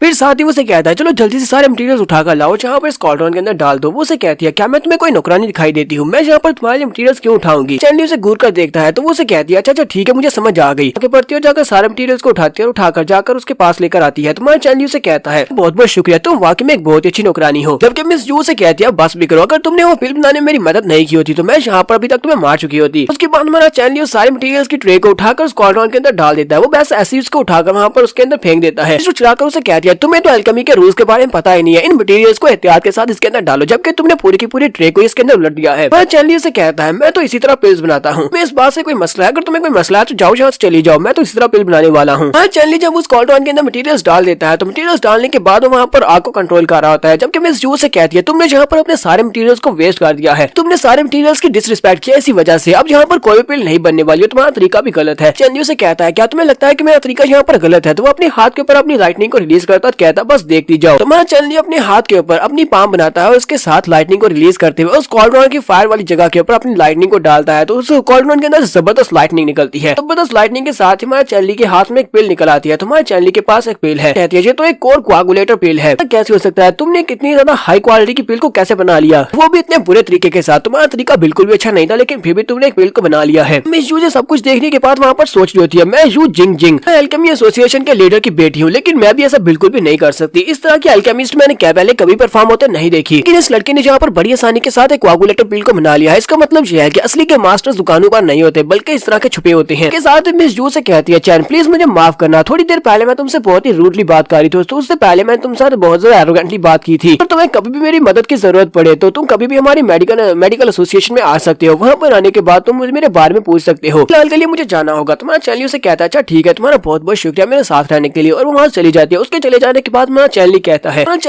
जबकि मैंने पिल बना ली है तो क्यों ना यहाँ पर ब्रेक थ्रू कंप्लीट किया जाए। तो मेरा चैनली वहीं पर बैठ जाता है, बैठने के बाद उस पिल को पकड़ता है, उसको खा जाता है। चैनली जब कोआगुलेटर पिल को खाता है तो उसी के साथ वो कल्टीवेट करना स्टार्ट करता है, साथ ही अपनी लाइटनिंग को रिलीज करके हाथ के ऊपर एक एनर्जी बॉल बनाता है। चैनली कहता है, मैं अभी तक यहाँ पर अपनी पीक तक पहुंच चुका हूँ, की रिफाइनिंग स्टेज के पीक पर पहुंच चुका हूँ, बहुत ही जल्दी मैं कोर फॉर्मेशन स्टेज में पहुंच जाऊंगा। पिल की मदद से ये सब कुछ पॉसिबल हो पाएगा। इसी के साथ ही वहाँ पर अपने हाथ में एनर्जी बॉल को फिर बड़ा करता है, और इसी के साथ एनर्जी को जब वहाँ पर रिलीज करता है तो उसकी पूरी बॉडी से जबरदस्त एनर्जी निकलती है और वो सारी एनर्जी उसकी बॉडी में एब्सॉर्ब हो जाती है। साथ ही हमारा चैनली ने जहाँ पर ब्रेक थ्रू कंप्लीट कर लिया, अब वो एक कोर फॉर्मेशन स्टेज पर पहुंच चुका है। चैनली वहाँ पर अपने ब्रेक थ्रू को कंप्लीट करने के बाद वापस उसी मास्टर के पास आता है। चैनली डंजन में आता है और उसे कहता है, मास्टर तुमने यहाँ पर मुझे इमरजेंसी में क्यों बुलाया है, क्या यहाँ पर कुछ हुआ है, क्या डोंग डाफा कुछ करने वाला है। मास्टर उसे कहता है, डोंग डाफा बहुत ही जल्दी डंजन में आएगा तुम्हें यहाँ से निकालने के लिए, क्योंकि तुम्हारी सजा पूरी हो चुकी है। वो तुम्हें बॉर्डर के ऊपर भेजेंगे, इसके लिए वो तुम्हें यहाँ पर लेने के लिए आएंगे, इसलिए मैंने तुम्हें यहाँ पर बुला लिया, क्योंकि अगर तुम यहाँ पर नहीं होगे तो उन्हें तुम पर शक हो जाएगा। मास्टर उसे देखकर कहते हैं, तो इम्पॉसिबल है, तुमने कोर फॉर्मेशन स्टेज में ब्रेक थ्रू कर लिया, ऐसा कैसे हुआ, तुम्हारी उम्र कितनी है। चैनली उसे कहता है, मैं नेक्स्ट मंथ 15 का होने वाला हूँ। उसकी बात सुनने के बाद और भी हैरान होते हैं और साथ ही खुश भी होते हैं और कहते हैं, यानी कि तुम 14 साल के और तुम कोर फॉर्मेशन स्टेज पर पहुंच चुके हो, तुम तो वाकई में बहुत ज्यादा अच्छे हो। इतना मैंने तुम्हारे बारे में सोचा था, तुम उससे भी ज्यादा अच्छे निकले। है कि अब मुझे यहाँ पर अपने प्लान को चेंज करना होगा। हम लोग वक्त रखते हुए यहाँ पर उस स्कीम ऑफ ब्लड रे फॉर्मेशन को एक्टिवेट होने से रोक सकते हैं। कहते हैं, चलो जल्दी से मेरे पास आ जाओ। हमारा चैनली उसे कहता है, हाँ मास्टर मुझे बताएं कि मैं आपकी यहाँ पर कैसे मदद कर सकता हूँ और आप मेरी कैसे। उसे कहते हैं, क्या तुम मेरा डिसाइपल बनना चाहोगे। चैनली उसकी बात सुनने के बाद पहले तो हैरान होता है, फिर साथ उसे कहता है, ठीक है मास्टर मैं आपका डिसाइपल बन जाऊंगा, लेकिन हम दोनों एक दूसरे को अच्छी तरह से बिल्कुल भी नहीं जानते, मुझे तो आपका नाम भी नहीं पता कि आपका नाम क्या है, तो फिर मैं आपको अपना मास्टर कैसे मान लूं। वो उसे कहते हैं, मैं अपना नाम भूल चुका हूँ, मुझे अपना नाम याद नहीं, क्योंकि 15 साल से मैं यहाँ पर कैद हूँ। लेकिन मुझे इतना याद है कि जब मैं डंजन में नहीं था तब सभी लोग मुझे मैट थंडर के नाम से जानते थे। चैनली उसका नाम सुनने के बाद कहता है, मैट थंडर, मैंने भी इसके बारे में सुन रखा है। मैट थंडर यानी कि थंडर, इसके पास भी थंडर पावर है, यानी कि लाइटनिंग की पावर है जो मेरे पास है। मास्टर मैट थंडर हमारे चैनली को बताते हैं कि कुछ साल पहले उन्हें एक मैनुअल मिला था जो कि एक लेजेंडरी मार्शल आर्ट्स बुक का एक हिस्सा था। तुम्हें पता है कि उस मैनुअल को क्या कहते हैं? उसको लेजेंडरी मार्शल आर्ट्स की बुक कहा जाता है, जो कि थंडर किंग का स्क्रिप्चर है। थंडर किंग ने अपनी सारी की सारी मार्शल आर्ट्स की टेक्निक को उस बुक के अंदर लिखा था, लेकिन मेरे पास सिर्फ आधा हिस्सा है। पर सुनती मेरा चैनली कहता है, क्या ये कोई कोइंसिडेंस है कि इसके पास भी थंडर किंग के स्क्रिप्चर का आधा हिस्सा है, आधा हिस्सा मेरे पास है। आधे हिस्से की वजह से सभी लोग मुझे थंडर किंग के नाम से जानते थे। लगता है कि उस आधे हिस्से की वजह से सभी लोग इसे मैट थंडर के नाम से जानते हैं। मेरा चैनली मास्टर मैट थंडर से कहता है, मुझे ये बताओ कि तुम्हारे पास उस एंशिएंट बुक का कौन सा हिस्सा है। तो मास्टर उसे कहते हैं, मेरे पास उसका दूसरा हिस्सा है। तो चैनली उसकी बात सुनने के बाद कहता है, ये तो बहुत अच्छा है, मेरे पास पहला हिस्सा है और इसके पास दूसरा हिस्सा है। तो मैट थंडर उसे कहते हैं, थंडर किंग स्क्रिप्चर जो है बहुत ही पावरफुल स्किल है, अगर हमारे पास उसका पहला हिस्सा नहीं होगा तो हम लोग सेकंड हाफ के साथ हम लोग इसको अच्छी तरह से मास्टर नहीं कर सकते, हम इसको कम्प्लीटली मास्टर नहीं कर सकते। अगर मुझे उसका पहला हिस्सा मिल गया होता है, यानी कि मेरे पास थंडर किंग के उस मैनुअल का पहला हिस्सा होता, तो मैं इन दोनों के हाथों से यहाँ पर बंदी कभी नहीं बनता और 15 साल से यहाँ पर सजा नहीं काट रहा था, बल्कि मैं उन दोनों को बड़ी आसानी से हरा सकता था। तो हमारा चैनली कहता है, पिछली लाइफ में मेरे पास सिर्फ और सिर्फ पहला हिस्सा था, तो मैं मास्टर करते हुए आखिर तक पहुंच गया था, लेकिन उसके सेकंड हिस्सा ना होने की वजह से मैं ट्रायबुलेशन को फेस करते हुए मारा गया था। जबकि अगर मुझे यहाँ पर उसका दूसरा हिस्सा मिल जाता है, मैं उसको हासिल कर लेता हूँ, तो मैं थंडर किंग के उस मैनुअल को मास्टर कर सकता हूँ। तो मास्टर मैट थंडर से कहते हैं, तो मुझे ये बताओ, क्या तुम मेरा डिसाइपल बनना चाहोगे? मेरा डिसाइपल बन जाते हो तो मैं थंडर किंग स्क्रिप्चर के उस दूसरे हिस्से में जो कुछ भी था वो सब कुछ तुम्हें सिखा सकता हूँ। चैनली जल्दी से उसके सामने अपने घुटने टेक देता है और उसे कहता है, ठीक है मास्टर, आज के बाद से तुम मेरे मास्टर हो। तो मास्टर भी अपने पास से वो मैनुअल निकालते हैं, उसकी तरफ फेंकते हुए कहते हैं, ये लो, ये मैनुअल है जो तुम्हारी काफी ज्यादा मदद करेगा। डोंग डाफा बहुत ही जल्दी तुम्हें डंजन से बाहर निकालकर फ्रंट लाइन के ऊपर भेजेगा, जहाँ पर वो ट्रोल्स के साथ पहले से समझौता कर चुके हैं और ट्रोल्स तुम सभी को मार डालेंगे। इसलिए मैं चाहता हूँ कि तुम इसको अच्छे से मास्टर कर लो, अच्छे से मास्टर करने के बाद तुम्हारी पावर्स बढ़ेंगी। चैनली से कहता है, मास्टर अब जब कि आप मेरे मास्टर हो तो मैं बहुत ही जल्दी कोई ना कोई ऐसा तरीका जरूर ढूंढ निकालूंगा जिससे मैं आपको यहाँ से बाहर निकाल सकता हूँ। तो मास्टर से कहते हैं, इस बारे में हम लोग बाद में बात करेंगे, अगर तुम वहाँ से जिंदा बचकर वापस आ जाते हो फ्रंट लाइन से, तो फिर हम लोग इस बारे में बात कर सकते हैं। क्या तुम्हें इस बारे में भरोसा है कि तुम वहाँ से जिंदा वापस आ सकते हो? तो चैनली उनसे कहता है, मैं इस बारे में काफी ज्यादा पॉजिटिव हूँ कि मैं वहाँ से जिंदा वापस आऊंगा। नेक्स्ट सीन में माउंटेन के ऊपर का दिखाया जाता है, माउंट जानवू के ऊपर का सीन दिखाते हैं, जहाँ पर मास्टर डोंग डाफा अपनी चेयर पर बैठे होते हैं। चैनली उसके पास आता है और उसे कहता है, मैं तो वहाँ पर डंजन में बैठा अपने किए के ऊपर शर्मिंदा हो रहा था, तुमने मुझे यहाँ पर बाहर क्यों बुला लिया है, वो भी इतनी जल्दी? अभी तो मैंने अपने किए पर शर्मिंदगी महसूस भी नहीं की। मास्टर डोंग डाफा उसे कहते हैं, हमारे सेक्टर के हेड ने डिसाइड किया है कि कुछ नए डिसाइपल्स को भी इस पर फ्रंट लाइन के ऊपर भेजा जाएगा, जहां पर उन्हें अपने आप को अपने स्किल्स को और ज्यादा बढ़ाने का मौका मिलेगा। मैं चाहता हूं कि तुम वहां पर जाओ। तो चार्ली कहता है अच्छा तो तुम मुझे वहां पर भेजना चाहते हो। मास्टर डोंग डॉफर से कहते हैं हेड ने फैसला किया है कि जितने नए डिसाइपल्स आए हैं उनमें से अगर कुछ बच्चे वहां पर फ्रंटियर के ऊपर जाते हैं तो वो ट्रोल्स के साथ फाइट करेंगे, क्योंकि वहां पर ज्यादा पावरफुल ट्रोल्स नहीं है, लेकिन उनके साथ फाइट करके तुम्हारे स्किल्स और एबिलिटीज में फाइटिंग एबिलिटीज काफी ज्यादा बढ़ेंगी। इसलिए मैं चाहता हूँ कि तुम वहां पर जाओ और जाकर ट्रोल्स के साथ फाइट करके अपने स्किल्स को आगे ज्यादा बढ़ाओ। मैं चार्ली से कहता है अगर तुम्हें लगता है कि ये एक बहुत ही अच्छी अपॉर्चुनिटी है और मैं वहां पर जाकर अपने स्किल्स अपने फाइटिंग स्किल्स को बढ़ा सकता हूं, तो क्यों ना तुम अपने पोते शूलियांग को वहां पर भेजो। अपने पोते शूलियांग को मेरे साथ वहां पर भेज दो, ये भी बॉर्डर के ऊपर ट्रोल से फाइट करके अपनी फाइटिंग स्किल्स को बढ़ाएगा। उसकी बात सुनने के बाद क्या था, अपनी बकवास बंद करो, मैं तुम्हारे साथ बिल्कुल भी नहीं जाने वाला। तो यहाँ पर और भी बहुत सारे जरूरी काम करने हैं, इसी वजह से मैं वहां पर तो बिल्कुल भी नहीं जा सकता। मास्टर अपने पोते से कहते हैं तुम बिल्कुल शांत रहो, जबकि वो दूसरा डिसाइपल जानमो भी वहीं पर खड़ा होता है जो पहली बार हमारे चार्ली को मिला था। जैसे कहता है जैसा कि तुम्हें मास्टर ने कहा बिल्कुल वैसा ही करो, क्योंकि मास्टर के ऑर्डर्स तुम्हें मानने ही पड़ेंगे। तो डोंग डॉफा उसे भी कहते हैं जानमो मैं चाहता हूँ कि तुम भी इसके साथ जाओ, तुम भी इसके साथ फ्रंट लाइन के ऊपर जाओगे। तो वो इस बात से बहुत ज्यादा खुश हो जाता है और उसे कहता है मास्टर आपका बहुत बहुत शुक्रिया, जो आप मुझे यहाँ पर इतना बड़ा मौका दे रहे हैं। इस मौके को हासिल करके मैं वाकई में बहुत ज्यादा खुश हूँ, क्योंकि इससे मेरी फाइटिंग एबिलिटीज बढ़ेगी। जबकि मैं चार्ली सोच रहा था ये तो एक बहुत बड़ा गधा है, इसे पता ही नहीं है कि वहाँ पर हमारा सैक्रिफाइस दिए जाने वाला है। और मरने में किसको इतनी ज्यादा खुशी होती है जो इसको इतनी खुशी हो रही है। मास्टर डोंग और उनका पोता वहाँ से चले जाते हैं, जबकि ये अभी भी बहुत ज्यादा खुश हो रहा था। जानमो पीछे की तरफ घूमता और उसे कहता है चार्ली जहाँ पर तुम्हारे मास्टर ने तुम्हें यहाँ पर एक दूसरा मौका दिया है, मुझे लगता है कि तुम्हें अपने इस मौके को बहुत ही अच्छे से अप्रिशिएट करना चाहिए और वहाँ पर जाकर अपने मास्टर की ऑनर में इजाफा करना चाहिए। चार्ली उसकी बात सुनने के बाद कहता है ये तो बहुत ही बड़ा गधा है। तो जानमो से कहता है मैं तुम्हारा सीनियर हूँ, इसलिए मैं चाहता हूँ कि जब हम लोग फ्रंटियर के ऊपर जाएंगे वहाँ पर तुम सिर्फ और सिर्फ मेरे ऑर्डर्स को सुनोगे। मैं जो भी मैं तुम्हें कहूंगा वो तुम्हें सुनना होगा। वहाँ पर जितना क्रेडिट मिलेगा वो सारा मेरा होगा। अगर तुमने मेरा क्रेडिट लेने की कोशिश की तुम्हारे लिए अच्छा नहीं होगा। चार्ली उसकी बात सुनने के बाद सोच रहा था इसे लगता है कि वहाँ पर क्रेडिट मिलने वाला है, चलो ठीक है इसकी हाँ में हाँ मिला देते हैं। नेक्स्ट सीन में अगले दिन का दिखाया जाता है। अगले दिन काफी सारे डिसाइपल्स होते हैं, ये सारे डिसाइपल्स जानटियान स्क्वायर में इकट्ठे होते हैं। इन सभी डिसाइपल्स को फ्रंटियर के ऊपर भेजा जाना है।